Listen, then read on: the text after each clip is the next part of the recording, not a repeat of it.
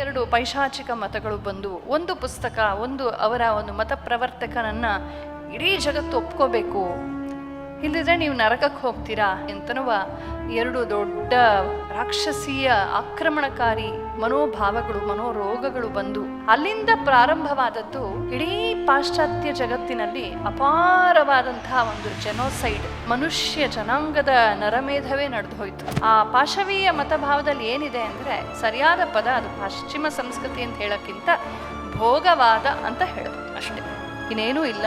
4 ರಸಗುಲ್ಲಾನ 1 ನಿಮಿಷದಲ್ಲಿ ನುಂಗಿ ಹಾಕೋದು ಭೋಗ, ಆತುರ. ಆದರೆ ಒಂದೇ ರಸಗುಲ್ಲಾನ 4 ನಿಮಿಷ ಚಪ್ಪರಿಸ್ಕೊಂಡು ಆನಂದವಾಗಿ ತಿನ್ನೋದಿದೆಯಲ್ಲ, ಅದು ಯೋಗ ಅಂತ. ಸರಳವಾಗಿ ಹೇಳೋದಾದರೆ ಸನಾತನ ಧರ್ಮ ಅಂದರೆ ಹೀಗೆ ಬದುಕೋದೇ ಸನಾತನ ಧರ್ಮ.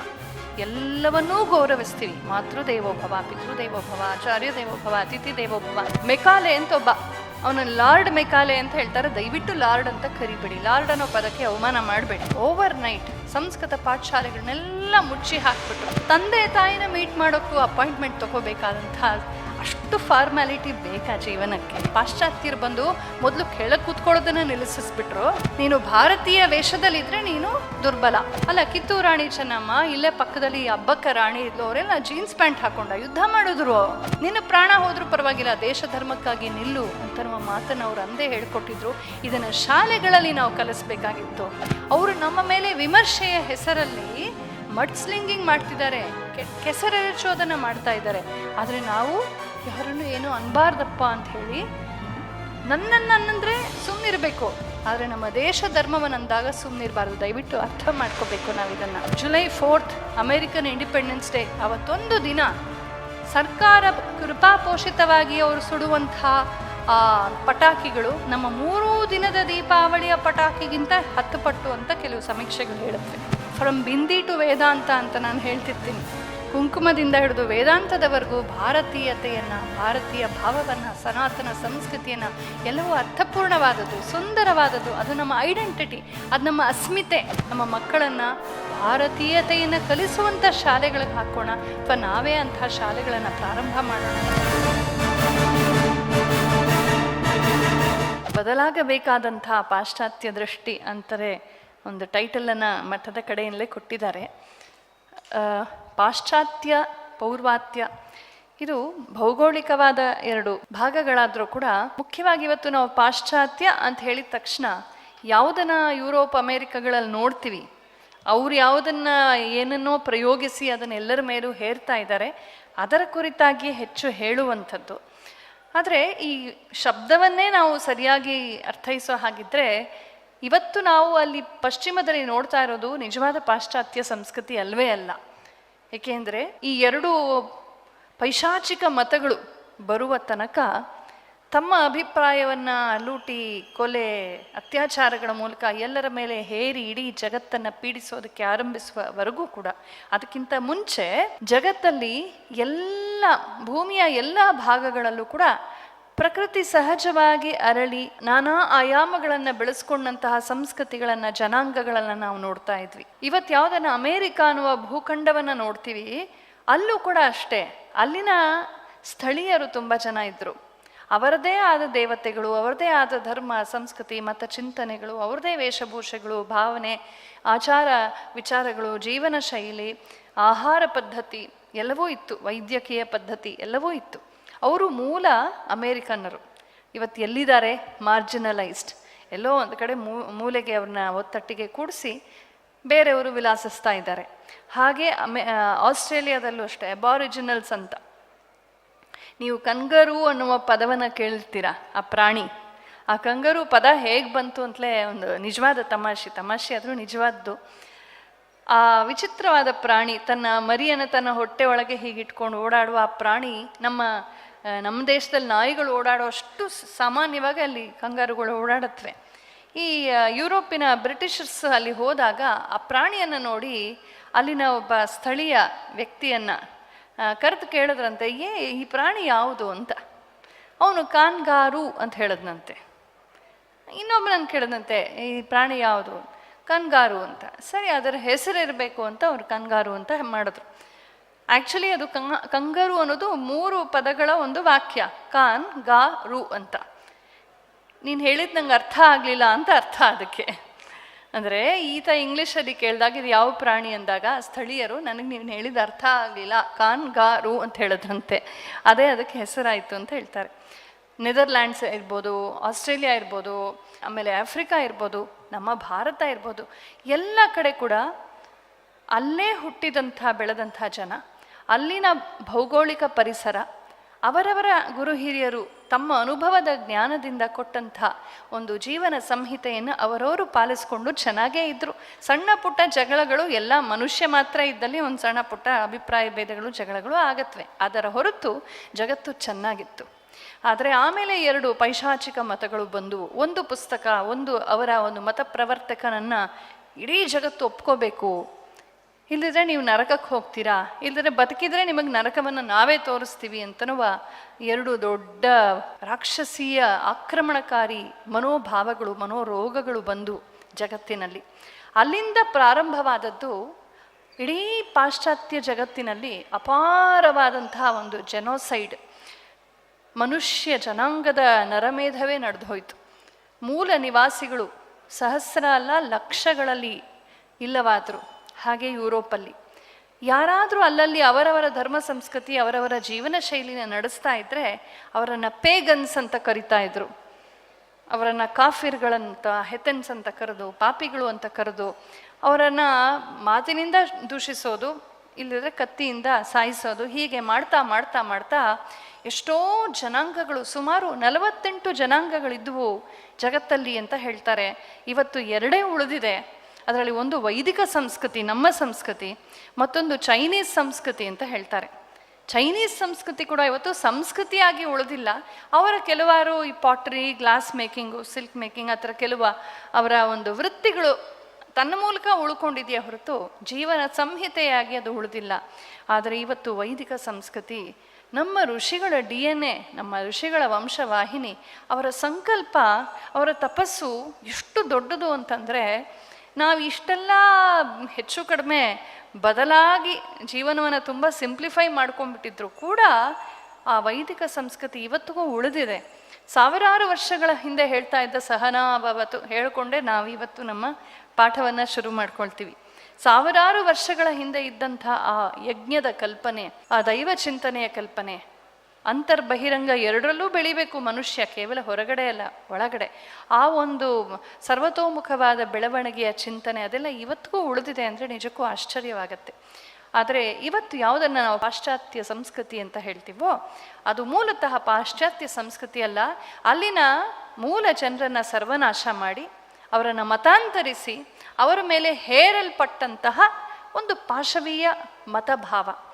ಆ ಪಾಶವೀಯ ಮತಭಾವದಲ್ಲಿ ಏನಿದೆ ಅಂದರೆ, ಸರಿಯಾದ ಪದ ಅದು ಪಶ್ಚಿಮ ಸಂಸ್ಕೃತಿ ಅಂತ ಹೇಳೋಕ್ಕಿಂತ ಭೋಗವಾದ ಅಂತ ಹೇಳ್ಬೋದು ಅಷ್ಟೆ, ಇನ್ನೇನೂ ಇಲ್ಲ ಅಲ್ಲಿ. ಭೋಗವಾದ.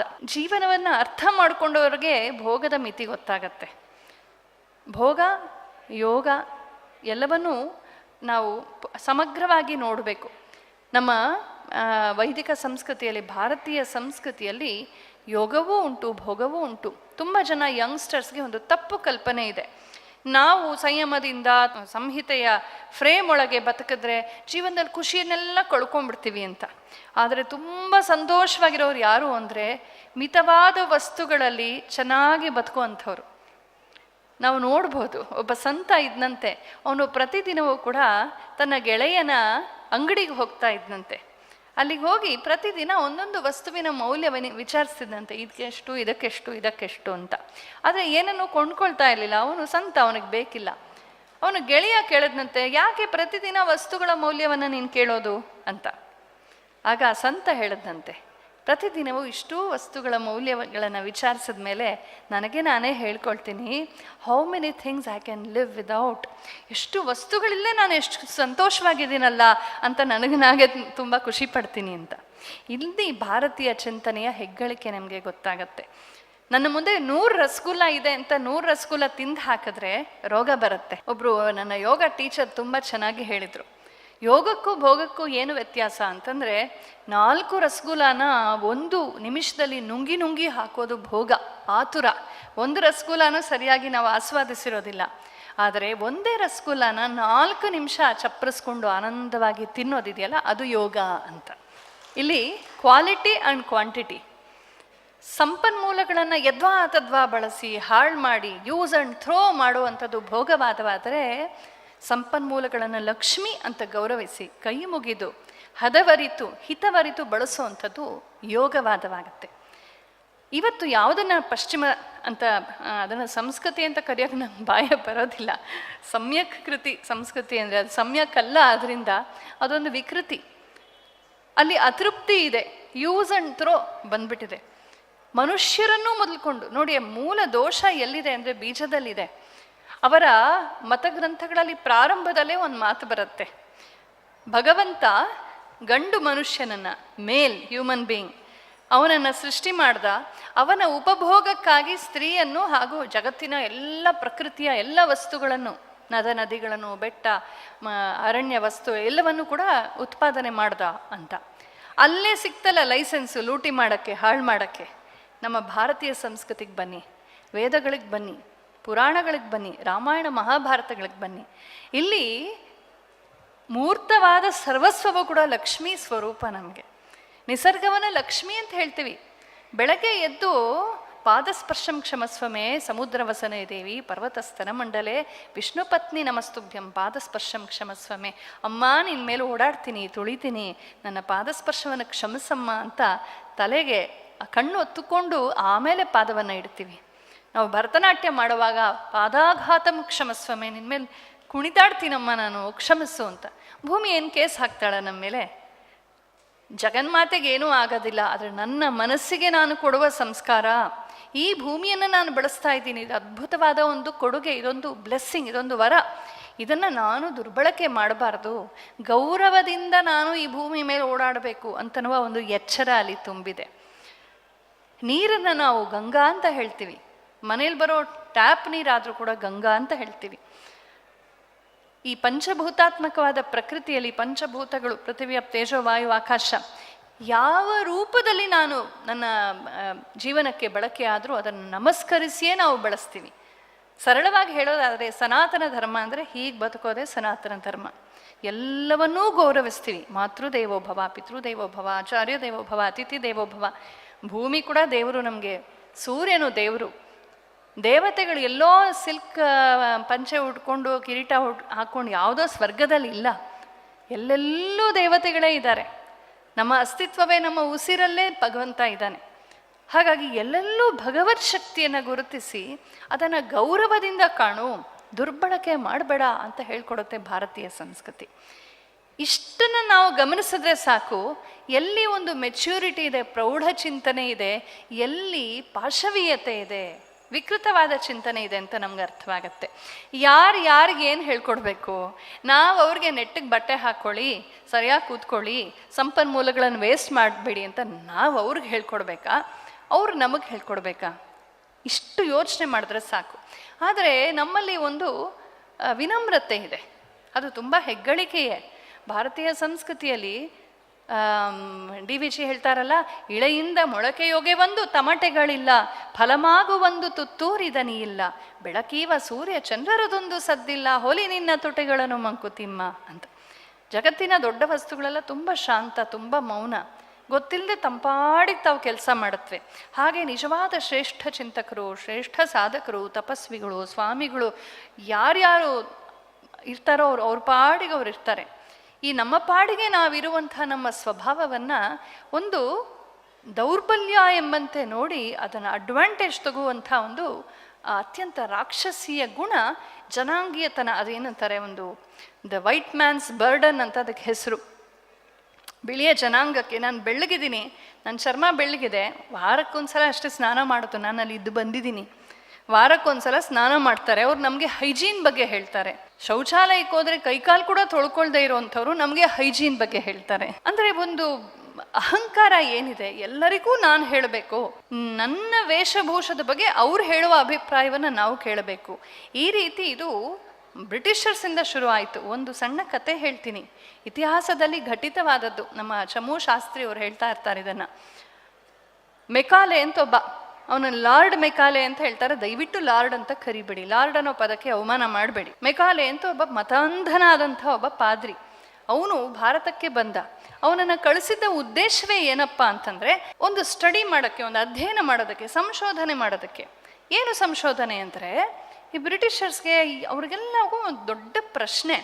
ಅಲ್ಲ, ನಾವು 10 ವರ್ಷ 15 ವರ್ಷ 20 ವರ್ಷ 30 ವರ್ಷಗಳಲ್ಲಿ ಖಂಡಗಳನ್ನೇ, ಅಮೇರಿಕಾ, ಆಸ್ಟ್ರೇಲಿಯಾ, ಆಫ್ರಿಕಾ, ಖಂಡಗಳನ್ನೇ, ಯುರೋಪ್ ಸಂಪೂರ್ಣ ಮತಾಂತರ ಮಾಡಿಬಿಟ್ವಿ, ಸಂಪೂರ್ಣ ಬದಲಾಯಿಸ್ಬಿಟ್ವಿ. ಹೇಳ ಹೆಸರಿಲ್ಲದಂತೆ ಅವಳ ಮೂಲ ಸಂಸ್ಕೃತಿ ಹೇಗಿತ್ತು, ಅವ್ರ ಹೆಸರು ಹೇಗಿತ್ತು, ಜೀವನ ಶೈಲಿ ಹೇಗಿತ್ತು, ವೇಷಭೂಷ ಹೇಗಿತ್ತು, ಏನೂ ಗೊತ್ತಿಲ್ಲ. ಟೋಟ್ಲಿ ಅನಿಹಿಲೇಟೆಡ್. ಆ ರೀತಿ ಅದನ್ನು ಸರ್ವನಾಶ ಮಾಡಿಬಿಟ್ವಿ. ಆದರೆ ಈ ಭಾರತಕ್ಕೆ ನಮಗಿಂತ ಮುಂಚೆ ಮಧ್ಯಪ್ರಾಚ್ಯದವರು ಬಂದರು, ಕೊಂದರು, ಕೊಚ್ಚಿದ್ರು, ಲೂಟಿ ಹೊಡೆದ್ರು, ಮತಾಂತರ ಮಾಡಿದ್ರು, ಎಷ್ಟು ನಾಶ ಮಾಡಿದ್ರು, ಇಷ್ಟು ದೇವಸ್ಥಾನಗಳನ್ನು ನಾಶ ಮಾಡಿದ್ರು, ಏನೆಲ್ಲ ಅನರ್ಥಗಳನ್ನು ಮಾಡಿದ್ರು. ಈ ಜನ ಮತ್ತೆ ಅದೇ ಹೋಳಿ ಹಬ್ಬ ಆಚರಿಸ್ತಾರೆ, ವಸಂತೋತ್ಸವ ಆಚರಿಸ್ತಾರೆ, ಗಣೇಶ ಹಬ್ಬ ಮಾಡ್ತಾರೆ, ಕಡುಬು ತಿಂತಾರೆ, ಕೃಷ್ಣಾಷ್ಟಮಿ ಮಾಡ್ತಾರೆ. ಏನು ಇವ್ರು ಹಾಗೆ ಇದ್ದಾರಲ್ಲ, ಎಲ್ಲ ವಾಪಸ್ ನಾರ್ಮಲ್ ಆಗ್ತಿದೆಯಲ್ಲ. ನಾವಾದರೂ ಬಂದು ಎಷ್ಟು ಮಾಡಿದ್ದೀವಿ, ಎಷ್ಟು ಅವ್ರೇನು ಕಡಿಮೆ ಮಾಡಿಲ್ಲ. ಗೋವಾ ಇನ್ಕ್ವಿಸಿಷನ್ ಹೋಗಿ ನೋಡಿ, ತುಂಬ ಮಾಡಿದ್ದಾರೆ. ಇಷ್ಟು ಮಾಡಿದ್ರು ಮತ್ತೆ ಚಿಗುರುವ ಶಕ್ತಿ ಎಲ್ಲಿಂದ ಬಂತು ಇವ್ರಿಗೆ? ಒಂದು ಕಡೆಯಿಂದ ಸರ್ವನಾಶ ಮಾಡಿದ್ರು, ಎಲ್ಲಿಂದ ವಾಪಸ್ ಬರ್ತಾ ಇದೆ ಈ ಶಕ್ತಿ? ಈ ಮೂಲ ಎಲ್ಲಿದೆ?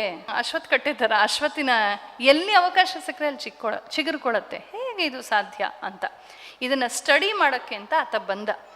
ಆತ ಗಮನಿಸ್ತಾ ಹೋದ. ತನ್ನ ತುಂಬ ಬುದ್ಧಿವಂತರಾದಂಥ ಒಂದಷ್ಟು ಇಂಟೆಲೆಕ್ಚುಯಲ್ಸ್ನ ಇಟ್ಕೊಂಡು ಅವನು ಸ್ಟಡಿ ಮಾಡ್ತಾ ಇದ್ದ. ಒಂದು ದಿನ ತನ್ನದೇ ಕಚೇರಿಯ ಒಬ್ಬ ಯುವಕ, ಭಾರತದ ಸಂಪ್ರದಾಯಸ್ಥ ಮನೆತನದ ಯುವಕ. ಆ ಕಾಲದಲ್ಲಿ ಅದು ಯಾಕೋ ನಮ್ಮ ಸಂಪ್ರದಾಯಸ್ಥರು ಅನ್ನೋರೆಲ್ಲ ಹೋಗಿ ಬ್ರಿಟಿಷರ್ಸ್ ಕೆಳಗೆ ಕೆಲಸ ಮಾಡ್ಕೊಳ್ತಿದ್ರು. ಕಚ್ಚೆ ಪಂಚೆ ಉಟ್ಕೊಳ್ಳೋದು, ಮೇಲೊಂದು ಟೈ ಹಾಕ್ಕೊಂಡ್ಬಿಡೋದು, ಏನೋ ದೊಡ್ಡ ಸಾಧನೆ ಮಾಡ್ದಂಗೆ. ಅವ್ರಿಗೆ ಇವರು ಕೂಡ ಸರು ರಾವ್ ಬಹದ್ದೂರ್ ಏನೋ ಒಂದು ಟೈಟಲ್ ಕೊಟ್ಬಿಡೋರು. ಅದೊಂದು ಮೂರ್ಖತನ ಒಂದು ಸ್ವಲ್ಪ ಬಂದಿತ್ತು ಆ ಕಾಲದಲ್ಲಿ. ಈ ಹುಡುಗ ಅಲ್ಲಿ ಕೆಲಸ ಮಾಡ್ತಿದ್ದ. ಆ ಹುಡುಗನ ಮನೆ ಅನತಿ ದೂರದಲ್ಲಿತ್ತು. ಒಂದು ದಿನ ಆ ಹುಡುಗ ಎಲ್ಲ ಯಾತ್ರೆಗೆ ಹೊರಟಿದ್ದ ತನ್ನ ಕುಟುಂಬದೊಂದಿಗೆ. ಆಗ ಮೆಕಾಲೆ ತನ್ನ ಕಿಟಕಿಯಿಂದ ನೋಡ್ತಾ ಇದ್ದಾನೆ. ಆ ಯುವಕ ತನ್ನ ತಂದೆ ತಾಯಿ ಗುರು ಹಿರಿಯರಿಗೆಲ್ಲ ನಮಸ್ಕಾರ ಮಾಡಿ, ಮನೆಯ ಅಡುಗೆ ಭಟ್ಟರಿಗೆ ನಮಸ್ಕಾರ ಮಾಡಿ ಆ ಬಳಿಕ ಹೊರಟ. ಮೆಕಾಲೆಗೆ ಆಶ್ಚರ್ಯ ಆಯಿತು. ಅಡುಗೆ ಭಟ್ಟ, ಬಟ್ಲರ್, ಮನೆ ಕೆಲಸದವನು, ಅವ್ರಿಗೆ ಯಾಕೆ ಇವ್ರು ನಮಸ್ಕಾರ ಮಾಡ್ದ? ಆ ಹುಡುಗ ಊರಿಂದ ಬಂದ ಕೇಳದ್ನಂತೆ, ವೈ ಡಿಡ್ ಯು ಬೋ ಡೌನ್ ಟು ಎ ಬಟ್ಲರ್ ಅಂತ. ನಿಮ್ಮ ಮನೆ ಅಡುಗೆ ಭಟ್ಟನ್ಗೆ ಯಾಕೆ ನಮಸ್ಕಾರ ಮಾಡಿದೆ? ಅವನು ಕೆಲಸದವನಲ್ವಾ ಅಂತ. ಆಗ ಆತ ಹೇಳದಂತೆ, ಹಾಗೆ ಹೇಳಬಾರ್ದು, ಅವನೊಬ್ಬ ವೇದ ಪಂಡಿತ. ಅವನು ಬಡವ ಇರ್ಬೋದು, ಆದರೆ ಅವನು ಸಂಸ್ಕೃತ ಪಂಡಿತ. ಅವನೊಬ್ಬ ವೇದ ಪಂಡಿತ. ನಮ್ಮಲ್ಲಿ ವೇದವನ್ನು ಸಂಸ್ಕೃತವನ್ನು ಅಧ್ಯಯನ ಮಾಡಿದಂಥವ್ರು ಚಿಂದಿ ಬಟ್ಟೆ ಹಾಕ್ಕೊಂಡು ಬಡತನದಲ್ಲಿದ್ದರೂ ಕೂಡ ರಾಜ ಮಹಾರಾಜಂದ್ರು ಅವರ ಪಾದವನ್ನು ನಮಸ್ಕಾರ ಮಾಡ್ತಾರೆ. ಇದು ನಮ್ಮ ಸಂಸ್ಕೃತಿ ಅಂತ ಹೇಳಿದ್ನಂತೆ. ಇದನ್ನು ಕೇಳಿದಾಗ ಮೆಕಾಲೆಗೆ ಉತ್ತರ ಸಿಕ್ತು. ಓಹೋ, ಎಲ್ಲಿದೆ ಇವರ ಸಂಸ್ಕೃತಿಯ ಮೂಲ? ಮಾತೃ ಬೇರು, ಮದರ್ ರೂಟ್ ಎಲ್ಲಿದೆ? ವೇದದಲ್ಲಿದೆ. ಅಲ್ಲಿಂದ ಪ್ರಾರಂಭವಾಯಿತು ನೋಡಿ. ವೇದವನ್ನು, ವೈದಿಕರನ್ನು, ಕಾಪಾಡುವವರನ್ನು ದೂಷಿಸೋದು, ಆಡಿಕೊಳ್ಳೋದು. ಯಾರ್ಯಾರು ನಮಗೆ ಪೂಜ್ಯರೋ ಅವರನ್ನೆಲ್ಲ ಆಡ್ಕೊಳ್ಳುವಂಥ ಮಾಧ್ಯಮ, ಅವರನ್ನೆಲ್ಲ ದೂಷಿಸುವಂಥ ಶಿಕ್ಷಣ, ಆಮೇಲೆ ಯಾವ್ಯಾವುದು ನಮಗೆ ಸರಳ ಸಾತ್ವಿಕವಾದ ಭಾವ ಕೊಡುತ್ತೋ. ತಿಲಕ ಹಚ್ಚಿದಾಗ, ಭಾರತೀಯ ವೇಷ ತೊಟ್ಟಾಗ, ನಮ್ಮ ಶಿಖೆ, ನಮ್ಮ ಸರಳವಾದ ವೇಷಭೂಷೆಗಳು, ಸೀರೆ, ನಮ್ಮ ರೀತಿ ನಾವು ಕಾಣಿಸ್ಕೊಂಡಾಗ ನಮ್ಮ ನೋಡ್ತಿರುವಾಗಲೇ ಕಣ್ಣಿಗೆ ಒಂದು ಸಂಸ್ಕಾರ ಸಿಕ್ಕತ್ತೆ. ಒಂದು ತಾಯಿ ಅಪ್ಪಟ ಭಾರತೀಯ ವೇಷದಲ್ಲಿ ಹಿಂಗೆ ನಡ್ಕೊಂಡು ಹೋಗ್ತಾ ಇದ್ರೆ, ಕೈಯಲ್ಲಿ ಮಂಗಳ ದ್ರವ್ಯ ಹಿಡ್ಕೊಂಡು ಕೃಷ್ಣ ದೇವಸ್ಥಾನದೊಳಗೆ ಹೋಗ್ತಾ ಇದ್ರೆ, ಅವರು ನೋಡೋ ಭಾವನೆ ಬೇರೆ. ಬೆಂಗಳೂರೆಲ್ಲ MG ರೋಡ್ ಅಂತ ಒಂದು ಜಾಗಕ್ಕಿದೆ. ಯಾರು ಗಂಡು ಯಾರು ಹೆಣ್ಣು ಗೊತ್ತಾಗೋದಿಲ್ಲ. ಮೊದಲನೇದಾಗಿ ಅಲ್ಲಿ ಬಂದಾಗ ಗೌರವ ಬರೋದಿಲ್ಲ, ಅಲ್ಲಿ ಬರೋ ಭಾವನೆನೇ ಬೇರೆ. ನಾವು ಮನಸ್ಸಿನಲ್ಲಿ ಬದುಕ್ತೀವಿ ಅನ್ನೋದನ್ನು ನಾವು ಮರಿಬಾರ್ದು. ನನ್ನ ಜೀವನ, ನನ್ನ ದೇಹ, ನನ್ನ ದುಡ್ಡು, ನಾನು ಹೇಗೆ ಬೇಕಾದ್ರೆ ಇರ್ತೀನಿ ಅನ್ನುವ ಪೈಶಾಚಿಕತನ ಇಲ್ಲಿಲ್ಲ ನಮ್ಮಲ್ಲಿ. ಹಾಗಾಗಿ ಮನಸ್ಸಿಗೆ ಒಂದು ಸಂತೋಷ ಸಿಕ್ಕಬೇಕು, ಸಭ್ಯ ಭಾವ ಬರಬೇಕು. ಆ ರೀತಿ ಬದುಕುವ ಸಂಹಿತೆ ನಮ್ಮದು. ಇದನ್ನೆಲ್ಲ ದೂಷಿಸುವ, ಹಂಗಿಸುವ, ಭಂಜಿಸುವಂಥ ಒಂದು ಪದ್ಧತಿಯನ್ನು ಶುರು ಮಾಡಿದ್ರು. ಸುಮಾರು ಯಾವಾಗ 1830s 1832 ನನಗೆ ಎಕ್ಸಾಕ್ಟ್ ಡೇಟ್ ನೆನಪಿಲ್ಲ, ಆವಾಗ ಶುರು ಮಾಡಿದ್ದು ಆಂಗ್ಲ ಪದ್ಧತಿಯ ಶಿಕ್ಷಣವನ್ನು. ಮೊದಲು ರಾಜಾ ರಾಮ್ ಮೋಹನ್ ರಾಯ್ ಇಟ್ಕೊಂಡು ಶುರು ಮಾಡಿದ್ರು, ಅದು ಫ್ಲಾಪ್ ಆಯಿತು. ಮತ್ತೆ ಶುರು ಮಾಡಿದ್ರು. ಆವಾಗಲೇ ಸುಮಾರು 100-150 ವರ್ಷದ ಹಿಂದೆ ಅವರು ಆಗತಾನೆ ಪ್ರಾರಂಭ ಮಾಡಿ 1-2 ಪೀಳಿಗೆ ಕೂಡ ಆಗಿರಲಿಲ್ಲ ಆ ಕುತ್ಸಿತವಾದ ಬ್ರಿಟಿಷ್ ಶಿಕ್ಷಣದಲ್ಲಿ ಬೆಳೆದಂಥವರು. ಆ ಸಂದರ್ಭದಲ್ಲಿ ಆ 2ನೇ ಪೀಳಿಗೆ 3ನೇ ಪೀಳಿಗೆಯಲ್ಲಿ ಓದಂಥವರು ಸ್ವಾಮಿ ವಿವೇಕಾನಂದರು. ಆವತ್ತೇ ಸ್ವಾಮಿ ವಿವೇಕಾನಂದರು ಎಚ್ಚರಿಸಿ ಹೇಳ್ತಾರೆ, Indianise the Indian education before it's too late. ಭಾರತೀಯ ಶಿಕ್ಷಣವನ್ನು ಮೊದಲು ಭಾರತೀಕರಣ ಮಾಡಿ, ಬಿಫೋರ್ ಇಟ್ಸ್ ಟೂ ಲೇಟ್, ಸಮಯ ಮಿಂಚಿ ಹೋಗೋ ಮುಂಚೆ ಅಂತ ಅವರು ಅದನ್ನು ಗುರುತಿಸಿದ್ರು. ಯಾಕೆ ಅಂತಂದರೆ ಮೊದಲು ಏನು ಮಾಡಿದ್ರು ಅವರು, ನಿಮ್ಮ ಮಕ್ಕಳು ನಿಮಗೆ ಬಂಗಾಳಿ ಹೇಳ್ಕೊಡ್ತೀವಿ, ನಿಮಗೆ ಸಂಸ್ಕೃತ ಹೇಳ್ಕೊಡ್ತೀವಿ ಅಂತ ಶುರು ಮಾಡಿದ್ರು. ಆಮೇಲೆ ಓವರ್ ನೈಟ್ ಸಂಸ್ಕೃತ ಪಾಠಶಾಲೆಗಳನ್ನೆಲ್ಲ ಮುಚ್ಚಿ ಹಾಕ್ಬಿಟ್ರು. ಹೇಗೆ ಮಾಡಿದ್ರು ಅಂತಂದರೆ ನಿಮ್ಗೆ ಆಶ್ಚರ್ಯ ಆಗ್ಬೋದು. ಲಕ್ಷಗಟ್ಟಲೆ ಸಂಸ್ಕೃತ ವೈದಿಕ ಪಾಠಶಾಲೆಗಳನ್ನು ಒಂದೇ ರಾತ್ರಿಯಲ್ಲಿ ಮುಚ್ಚಿ ಹಾಕಿದ್ದಾರೆ. ಎಷ್ಟೋ ಜನಕ್ಕೆ ಗೊತ್ತಿಲ್ಲ, ಇದೆಲ್ಲ ನಮಗೆ ಸ್ಟ್ಯಾಟಿಸ್ಟಿಕ್ಸ್ ಇಲ್ಲ ನಮ್ಮ ಹತ್ರ. ತುಂಬ ಸಮೃದ್ಧವಾದಂಥ ಗುರುಕುಲಗಳು. ಈಗ ತಾನೇ ಪೂಜ್ಯ ಸ್ವಾಮಿಗಳ ಬಗ್ಗೆ ಹೇಳುವಾಗ ಅವರು ಹೇಳಿದ್ರು 40 ಪಾಠಶಾಲೆಗಳನ್ನು ಮಠ ನಡೆಸ್ತಾ ಇತ್ತು ಅಂತ. ಇದು ಅತ್ಯಂತ ಸಮೃದ್ಧ. ಇವತ್ತು ವೇದ ಪಾಠಶಾಲೆ ಅಂದರೆ ಮಠಗಳ ದೊಡ್ಡ ಮಠಗಳ ಆಶ್ರಯದಲ್ಲಿದ್ದರೆ ಮಕ್ಕಳಿಗೆ ಒಳ್ಳೆ ಸಂಸ್ಕಾರ, ಊಟ ಸಿಕ್ಕತ್ತೆ. ಕೆಲವರು ಪಾಠಶಾಲೆಗಳು ನೋಡಬೇಕು, ದುಃಖ ಆಗತ್ತೆ ಆ ಮಕ್ಕಳ ಸ್ಥಿತಿಯನ್ನು ನೋಡಿದ್ರೆ, ಆಶ್ರಯ ಇಲ್ಲದೆ ನಡೆಯೋ ಅಂಥದ್ದು. ಆ ಸ್ಥಿತಿಗೆ ಓವರ್ ನೈಟ್ ಇಳಿಸಿ ನಾವು ಸಂಸ್ಕೃತ ಹೇಳ್ಕೊಡ್ತೀವಿ ಅಂತ ಹೇಳಿ ಕೊನೆಗೆ ಇವತ್ತು ಹೇಳ್ಕೊಡ್ತಾ ಇದ್ದಾರಲ್ಲ ಸಂಸ್ಕೃತವನ್ನು.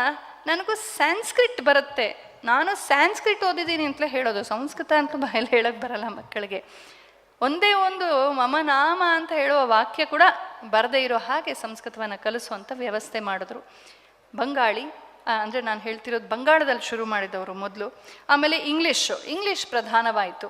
ನಿಮ್ಮ ವೇಷಭೂಷೆಗಳಲ್ಲಿ ಬನ್ನಿ ಅಂತ 2 ವರ್ಷ ಹೇಳಿದ್ರು. ಆಮೇಲೆ ನಮ್ಮ ವೇಷ ನಿಮ್ಮ ವೇಷ ಚಾಯ್ಸ್ ಕೊಟ್ಟರು, ವೆಸ್ಟರ್ನ್ ಆ್ಯಂಡ್ ಇಂಡಿಯನ್ ಡ್ರೆಸ್ ಅಂತ.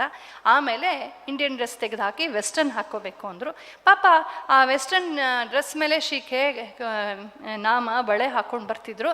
ಬಳೆ ಬೇಡ ಅಂತಂದರು, ಕುಂಕುಮ ಬೇಡ ಅಂತಂದರು, ಶಿಖೆ ಬೇಡ ಅಂತಂದರು. ಒಂದೊಂದೇ ಕಟ್ ಮಾಡ್ತಾ ಬಂದರು. ನಾವೇನು ಮಾಡ್ತಿದ್ವಿ ಅನ್ನೋದು ನಮ್ಮ ಪ್ರಶ್ನೆ. ನಾವೇನು ಮಾಡ್ತಿದ್ರು ಅಂತ. ನಮ್ಮಲ್ಲಿ ಅದಕ್ಕೆ ಹೇಳ್ತಾರೆ, ಹೊಲವನ್ನು ಚೆನ್ನಾಗಿ ಬೆಳೆಸ್ಬೇಕು ನಿಜ, ಬೇಲಿಯನ್ನು ಕಟ್ಟಬೇಕು. ಮೊದಲೇ ಬೇಲಿ ಕಟ್ಕೋಬೇಕು. ಕ್ಷಾತ್ರ ಶಕ್ತಿ ಇರೋದು ನಮ್ಮ ದೇಶದ ಬೇಲಿ ಆಗಿತ್ತು, ನಮ್ಮ ಸಂಸ್ಕೃತಿಯ ಬೇಲಿ ಆಗಿತ್ತು. ನಾವು ನೋಡ್ತೀವಿ ರಾಮಾಯಣದಲ್ಲಿ ವಿಶ್ವಾಮಿತ್ರರು ಸಿದ್ಧಾಶ್ರಮದಲ್ಲಿ ಮಾಡುವಂಥ ಯಾಗಕ್ಕೆ ಆ ತಾಟಕಾದಿಗಳು ತುಂಬ ತೊಂದರೆ ಕೊಟ್ಟಾಗ ರಾಮ ಹೋಗ್ತಾನಲ್ಲಿಗೆ. ವಿಶ್ವಾಮಿತ್ರರೇ ತಮ್ಮ ಪೂರ್ವಾಶ್ರಮದಲ್ಲಿ ತುಂಬ ದೊಡ್ಡ ಯೋಧರಲ್ವೇ, ಆದರೆ ರಾಮನ್ ಕರ್ಕೊಂಡು ಹೋಗ್ತಾರೆ. ನಾನು ಈಗ ಬ್ರಾಹ್ಮವೃತ್ತಿಯಲ್ಲಿದ್ದೀನಿ, ನಾನು ಯಜ್ಞವನ್ನು ಮಾಡ್ತೀನಿ, ದೀಕ್ಷೆಯಲ್ಲಿದ್ದೀನಿ, ನಾನು ಅಸ್ತ್ರವನ್ನು ಮುಟ್ಟೋದಿಲ್ಲ, ನೀನು ಮಾಡು ಅಂತ. ಬ್ರಾಹ್ಮ ಕ್ಷಾತ್ರಗಳ ಸಹಯೋಗದಲ್ಲಿ ನಮ್ಮ ದೇಶ ನಡೆದಿದೆ ಅನ್ನೋದು ಮರಿಬಾರ್ದು. ಅರ್ಜುನ ಆ ಕಾಲದಲ್ಲಿ ಹೊರಟು ಬಿಡ್ತೀನಿ, ಬೇಡ, ಯಾಕೆ ಕೃಷ್ಣ, ನ ಕಾಂಕ್ಷೆ ವಿಜಯಂ ಕೃಷ್ಣ ನಚ ರಾಜ್ಯಂ ಸುಖಾನಿಚ ಅಂತೆಲ್ಲ ದೊಡ್ಡದಾಗಿ ಹೇಳ್ದ. ಕಾಡಲ್ಲೇ 12 ವರ್ಷ ಇದ್ದ, ಪ್ಲಸ್ ಇನ್ನೊಂದು ವರ್ಷ. ಅದಕ್ಕಿಂತ ಮುಂಚೆ ಒಂದ್ಸಲ ತೀರ್ಥಯಾತ್ರೆ ಹೋಗಿದ್ದ, ಮದುವೆ ಮಾಡ್ಕೊಂಬಂದಲ್ಲ. ಆವಾಗ ಯಾಕೆ ಸನ್ಯಾಸಿ ಆಗಲಿಲ್ಲ? ಪ್ರವೃತ್ತಿಗೆ ವಿರುದ್ಧವಾಗಿ ಕಷ್ಟದ ಸಂದರ್ಭದಲ್ಲಿ ಕಂಗಾಲಾಗಿ ಮನಸ್ಸು ಕ್ಷೋಭೆಗೊಂಡು ಬೇಡಪ್ಪ ನನಗೆ ಯುದ್ಧ ಅಂತ ಹೊರಟಾಗ ಕೃಷ್ಣ ಏನು ಹೇಳ್ತಾನೆ? ಹೌದಪ್ಪ, ಯಾಕೆ ರಕ್ತಪಾತ ಅಂತ ಹೇಳಿದ್ನ. ಭಗವದ್ಗೀತೆಯಲ್ಲಿ ಭಗವಂತನ ಮೊಟ್ಟ ಮೊದಲ 2 ಶ್ಲೋಕಗಳಷ್ಟೇ ಸಾಕು. ನನಗನ್ನಿಸೋದು ಭಾರತೀಯರ ಹಿಂದೂಗಳಿಗೆ ಅದೇ ಬೇಕಿರೋದು. ಕುತಸ್ತ್ವಾ ಕಶ್ಮಲಮಿದಂ ವಿಷಮೇ ಸಮುಪಸ್ಥಿತೆ ಅನಾರ್ಯಜುಷ್ಟಂ ಅಸ್ವರ್ಗ್ಯಂ ಅಕೀರ್ತಿಕರಮರ್ಜುನ ಕ್ಲೈಬ್ಯಂ ಮಾಸ್ಮಗಮಃ ಪಾರ್ಥ ನೈತತ್ವಯುಪಪದ್ಯತೆ ಕ್ಷುದ್ರಂ ಹೃದಯ ದೌರ್ಬಲ್ಯಂ ತ್ಯಕ್ತ್ವಾ ಉತ್ತಿಷ್ಠ ಪರಂತಪ. ವಿಷಮ ಪರಿಸ್ಥಿತಿಯಲ್ಲಿ ಯಾವಾಗ ನೀನು ದೇಶಕ್ಕಾಗಿ, ಧರ್ಮಕ್ಕಾಗಿ, ಸತ್ಯಕ್ಕಾಗಿ ನಿಲ್ಲಬೇಕೋ ಆ ಸಂದರ್ಭದಲ್ಲಿ ಈ ಥರದ ಷಂಡತನದ ಭಾವ ಯಾಕೆ ಬಂತು? ಬಿಟ್ಟಾಕದನ್ನ ನಿಲ್ಲು. ಹತೋವಾ ಪ್ರಾಪ್ಸಿಸಿ ಸ್ವರ್ಗಂ ಜಿತ್ವಾವಾ ಭೋಕ್ಷ್ಯಸೇ ಮಹಿಂ. ಸತ್ರೆ ವೀರ ಸ್ವರ್ಗ ಸಿಕ್ಕತ್ತೆ, ಬದುಕಿದ್ರೆ ರಾಜ್ಯವೇ ಸಿಕ್ಕತ್ತೆ. ಬದುಕಿದ್ರೂ ಘನತೆಯಿಂದ ಸತ್ಯಕ್ಕಾಗಿ, ನ್ಯಾಯಕ್ಕಾಗಿ, ಧರ್ಮಕ್ಕಾಗಿ ಬದುಕು. ಸತ್ರು ಒಂದು ಧ್ಯೇಯಕ್ಕಾಗಿ ಸಾಯಿ. ಎಂಥ ಅದ್ಭುತವಾದ ಒಂದು ಆದರ್ಶವನ್ನು ನಮ್ಮ ಕಣ್ಣು ಮುಂದೆ ಇಡ್ತಾನೆ ಶ್ರೀಕೃಷ್ಣ. ಇಂಥ ಆದರ್ಶವನ್ನು ಗುರುಕುಲಗಳಲ್ಲಿ ಕಲಿಸ್ತಾ ಇದ್ರು. ಮುದ್ದು ಮಕ್ಕಳ ಬಾಯಲ್ಲಿ ಆ ಭಗವದ್ಗೀತೆ ನಲಿತಾ ಇತ್ತು, ವೇದ ಮಂತ್ರಗಳು ನಲಿತಾ ಇದ್ವು. ಊರಲ್ಲಿ ಅವರವರ ದೇಶ ಭಾಷೆಗಳಲ್ಲಿ ನಾನು ಯಾವುದೋ ಒಂದು ರಿಸರ್ಚ್ ಮಾಡುವಾಗ ನೋಡ್ತಾ ಇದ್ದೆ, ಪ್ರತಿಯೊಂದು ಊರಿನಲ್ಲೂ ಒಂದು ಮುಖ್ಯ ದೇವಸ್ಥಾನ, ಒಂದೊಂದು ಪ್ರಾಂತಕ್ಕೆ, ಒಂದು ದೊಡ್ಡ ಹಳ್ಳಿಗೆ ಒಂದು ಮುಖ್ಯ ದೇವಸ್ಥಾನ, ಅದಲ್ಲೇ ಬೇಕಾದಷ್ಟು ಚಿಕ್ಕ ಚಿಕ್ಕ ದೇವಸ್ಥಾನಗಳು. ಒಂದು ಮುಖ್ಯ ದೇವಸ್ಥಾನಕ್ಕೆ ಸಂಬಂಧಪಟ್ಟಂಥ ಕನಿಷ್ಠ ಒಂದು ವೇದ ಪಾಠಶಾಲೆ, ಒಂದು ಕೇವಲ ಸಾಮಾನ್ಯ ಪಾಠಶಾಲೆ, ಇನ್ನೊಂದು ಪುಣ್ಯಶಾಲೆ, ಮತ್ತು ಇನ್ನೊಂದು ಧರ್ಮಶಾಲೆ ಅಂತ 4 ಇರ್ತಾ ಇದ್ವು ಅಂತ. ಇದು ತಮಿಳ್ನಾಡು ಕಡೆ ಮಾಡಿದಂಥ ರಿಸರ್ಚಲ್ಲಿ ಬಂದದ್ದು. ಪುಣ್ಯಶಾಲೆ ಅಂದರೆ ಚಾರಿಟಬಲ್ ಡಿಸ್ಪೆನ್ಸರಿ, ಅಂದರೆ ಕಡಿಮೆ ದರದಲ್ಲಿ ಅಥವಾ ಉಚಿತವಾಗಿ ಅವರಿಗೆ ಮದ್ದುಗಳನ್ನು ಕೊಡೋದು, ಔಷಧಿ ಕೊಡೋದು, ನರ್ಸಿಂಗ್ ಮಾಡೋದು, ಮನೆಯಲ್ಲಿ ಯಾವ ಕಾಯಿಲೆಯನ್ನು ವಾಸಿ ಮಾಡೋಕ್ಕಾಗಲ್ವೋ ಅವರು ನೋಡ್ಕೊಳ್ಳುವಂಥ ಪುಣ್ಯಶಾಲೆಗಳನ್ನು ಒಂದು ಮುಖ್ಯ ದೇವಸ್ಥಾನ ಒಂದೊಂದು ಪ್ರಾಂತದಲ್ಲಿ ನಡೆಸ್ತಾ ಇದ್ದು. ಆಮೇಲೆ ವೇದ ಪಾಠಶಾಲ, ಅಲ್ಲಲ್ಲಿನ ಒಂದು ಯಾರಿಗೆ ವೇದಾಧಿಕಾರವಿದೆಯೋ ಅವ್ರಿಗಾಗಿ ವೇದ ಪಾಠಶಾಲೆಗಳನ್ನು ಆ ಮುಖ್ಯ ದೇವಸ್ಥಾನ ನಡೆಸ್ತಾ ಇತ್ತು, ಎಲ್ಲ ಉಚಿತವಾಗಿ.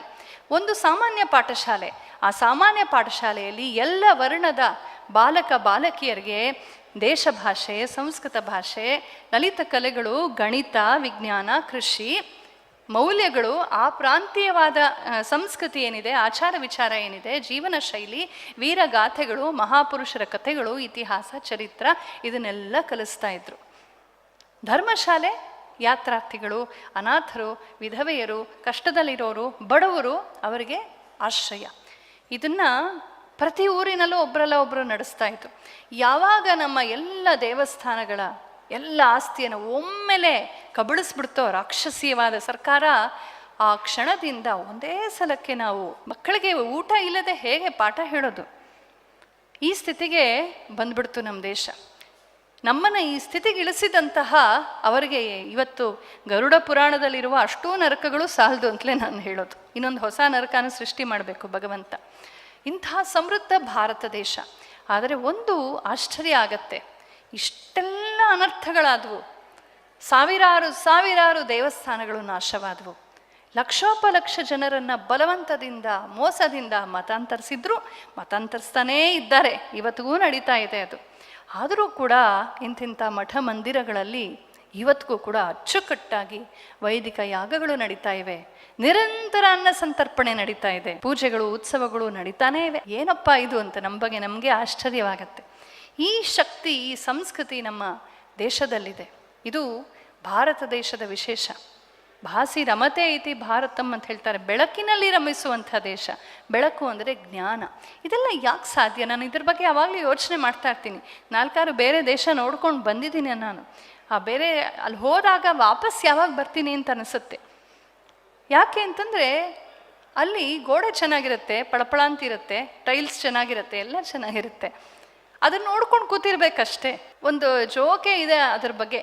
ಒಂದು ಯುವ ದಂಪತಿ, ಒಂದು ಹುಡುಗ ಬೇರೆ ದೇಶಕ್ಕೆ ಹೋಗಿ ಸೆಟ್ಲ್ ಆಗಿದ್ದ, ಒಂದು 4-6 ವರ್ಷ ಆಗಿತ್ತು. ಮದುವೆ ಆಯಿತು, ಹೆಂಡ್ತಿನೂ ಕರ್ಕೊಂಡು ಹೋದ. ಹೆಣ್ಮಕ್ಳು ಎಲ್ಲಿ ಹೋದರೂ ಅಲ್ಲೊಂದು ಭಾರತವನ್ನು ಶುರು ಮಾಡ್ಕೊಳ್ತಾರೆ. ನಿಮಗೆಲ್ಲ ಗೊತ್ತಿರ್ಬೋದು, ಈ ಹೆಣ್ಮಕ್ಳು UK, USA ಅಲ್ಲೇ ಒಂದು ಗೌರಿ ಪೂಜೆ, ಅಲ್ಲೇ ಒಂದು ಸತ್ಸಂಗ ಕೇಂದ್ರ, ಅಲ್ಲೇ ಭಜನೆ ಅಲ್ಲಿ ಮಾಡ್ತಾ ಇರ್ತಾರೆ, ಅಲ್ಲಿ ತುಳಸಿ ಪೂಜೆ. ಅದು ನಮಗೆ ಒಂದು ಸ್ವಲ್ಪ ಭಗವಂತ ವಿಶೇಷವಾಗಿ ಕೊಟ್ಟಿರ್ತಾನೆ ಆ ಸಾಂಸ್ಕೃತಿಕ ಆಯಾಮವನ್ನು. ಹೀಗೆ ಅವನು ಸ್ವಲ್ಪ ಬದಲಾಗ್ಬಿಟ್ಟಿದ್ದ. ಭಾರತಕ್ಕೆ ಬಂದಾಗಲೆಲ್ಲ ಏನೋ ಒಂದು ಅಸಹನೆ, ಕಮಾನ್ ಏನು ಈ ದೇಶ ಹೀಗಿದೆ, this happens only in India ಅಂತ. ನಮ್ಮ ಮೀಡಿಯಾಗಳು ಹಾಗೆ ದೇಶದ ಬರೀ ಪಾಟ್ ಹೋಲ್ಸು, ಅಲ್ಲಿ ಏನೋ ಮೋಸ ಆಯಿತು, ಇದನ್ನೇ ತೋರಿಸಿ ಹಾಗೆ ಮಾಡಿಟ್ಟಿರ್ತಾರೆ. ಅವನು ಬಂದಂತೆ ಇಬ್ಬರು ಏರ್ಪೋರ್ಟಲ್ಲಿ ಇಳಿದ್ರು, ಟ್ಯಾಕ್ಸಿ ಕೇಳಿದ್ರು. ಟ್ಯಾಕ್ಸಿ ನೋಡ್ದ, ಏರ್ ಟ್ಯಾಗ್ ನೋಡ್ದ, ಓ ಅಮೇರಿಕಾದಿಂದ ಬಂದಿದ್ದಾರೆ, 2ರಷ್ಟು ದುಡ್ಡು ಹೇಳ್ದ. ಇವನಿಗೆ ಇರಿಟೇಟ್ ಆಯಿತು, this happens only in India ಅಂತ ಹೇಳಿದ್ನು. ಇದು ಭಾರತದಲ್ಲೇ ಹೀಗಾಗೋದು, ಸುಮ್ಮನಿರ್ರಿ, ನಮ್ಮ ಊರಿಗೆ ಬಂದಿದ್ದೀವಿ, ಕೊಡ್ರಿ ಪರವಾಗಿಲ್ಲ ಹೋಗೋಣ ಅಂತ ಹೆಂಡ್ತಿ ಹೇಳಿದ್ಲು. ಹೋಗ್ತಾ ಇದ್ರು, ಮುಖ್ಯವಾದ ರಸ್ತೆ. ಇವಾಗ ತುಂಬ ಚೆನ್ನಾಗಾಗಿದೆ ಬೆಂಗಳೂರು, ಇದು 10 ವರ್ಷದ ಹಿಂದೆ ನಾನು ಹೇಳೋದು. ಡಡ್ಕ ಅಂತ ಹೋಗ್ತಿತ್ತು. ಏನಿದು ಇಷ್ಟು ಕೆಟ್ಟದಾಗಿದೆ roads, oh hopeless, this happens only in India ಅಂತ ಹೇಳ್ದ. ಅಲ್ಲಿಂದ ಹಳ್ಳಿ ಕಡೆ ರಸ್ತೆ ತೊಗೊಂಡ್ರು ಅವ್ರ ಊರಿಗೆ ಹೋಗೋದಕ್ಕೆ. ಇನ್ನೂ ಹಾಳಾಗಿತ್ತು ರೋಡು, ಇನ್ನೂ ಕಾರ್ ಹಾಗೆ ಹೀಗೆ ಹೋಗಿ ಕಾರ್ ನಿಂತೇ ಹೋಯಿತು. This happens only in India ಅಂತ ಹೇಳ್ದ. ಅಲ್ಲಿ ಅಕ್ಕಪಕ್ಕದವರೆಲ್ಲ ರೈತರು ಅವರು ಇವರು ಓಡ್ ಬಂದರು, ಏನಾಯಿತು ನಿಮ್ಮ ಕಾರ್ಗೆ ಅಂತ. ಇಷ್ಟ ಆಗಲಿಲ್ಲ ಅವನಿಗೆ, ಪ್ರೈವಸಿನೇ ಇಲ್ಲ, ಇಷ್ಟೊಂದು ಜನ ಬಂದು ನೋಡ್ತಾರೆ ಅಂತ ಹೇಳ್ದ. This happens only in India. ಸರಿ, ಒಂದು ಅಜ್ಜಿ ಬಂದ್ಲು. ಡ್ರೈವರ್ ಹೇಳ್ದ, ಇಲ್ಲ ಸ್ಟೆಪ್ನಿ ಹಾಕ್ಸ್ಕೊಂಬರ್ಬೇಕು, ಒಂದು 2-3 ಕಿಲೋಮೀಟ್ರ್ ದೂರ ಹೋಗಿ ಹಾಕ್ಕೊಂಬರ್ತೀನಿ, ಇಲ್ಲೇ ಕೂತಿರಿ ಅಂತ. ಬಿಸಿಲೇರ್ತಾ ಇದೆ, ಹಸವೆ ಆಗ್ತಾ ಇದೆ. ಪಕ್ಕದಲ್ಲಿದ್ದಂಥ ಒಂದು ಗುಡಿಸಿಲ ಅಜ್ಜಿ ಬಂದು ಹೇಳಿದ್ಲು, ನಮ್ಮ ಮನೇಲಿ ಬಂದು ಕೂತ್ಕೊಳ್ಳಿ, ಸ್ವಲ್ಪ ರಾಗಿ ಅಂಬ್ಲಿ ಕೊಡ್ತೀನಿ, ಮಜ್ಜಿಗೆ ಕೊಡ್ತೀನಿ, ಬನ್ನಿ. ಹೆಂಡತಿ ಖುಷಿಯಾಗಿ ಹೊಟ್ಟೋದ್ಲು, ಓ ಇಷ್ಟು ವರ್ಷ ಆಗೋಯ್ತು ರಾಗಿ ಅಂಬ್ಲಿ ಕುಡ್ದು ಅಂತ. ಇವನು ಹೋಗಲಿಲ್ಲ, ನೋವೇ ಯಾವ ನೀರಲ್ಲಿ ಮಾಡಿರ್ತಾರೋ ಏನೋ ಅಂತ. ಅವಳು ಹಾಯಾಗಿ ಮಜ್ಜಿಗೆ ಕುಡಿದ್ಲು. ನಿಮ್ಗೆ ಎಷ್ಟು ಮಕ್ಕಳು ಅಂತ ಕೇಳಿದ್ಲು, ಅವರು ಕೇಳಿದ್ರು, ಎಲ್ಲ ಫ್ರೆಂಡ್ ಆಗಿಬಿಟ್ರು ಆರಾಮಾಗಿ.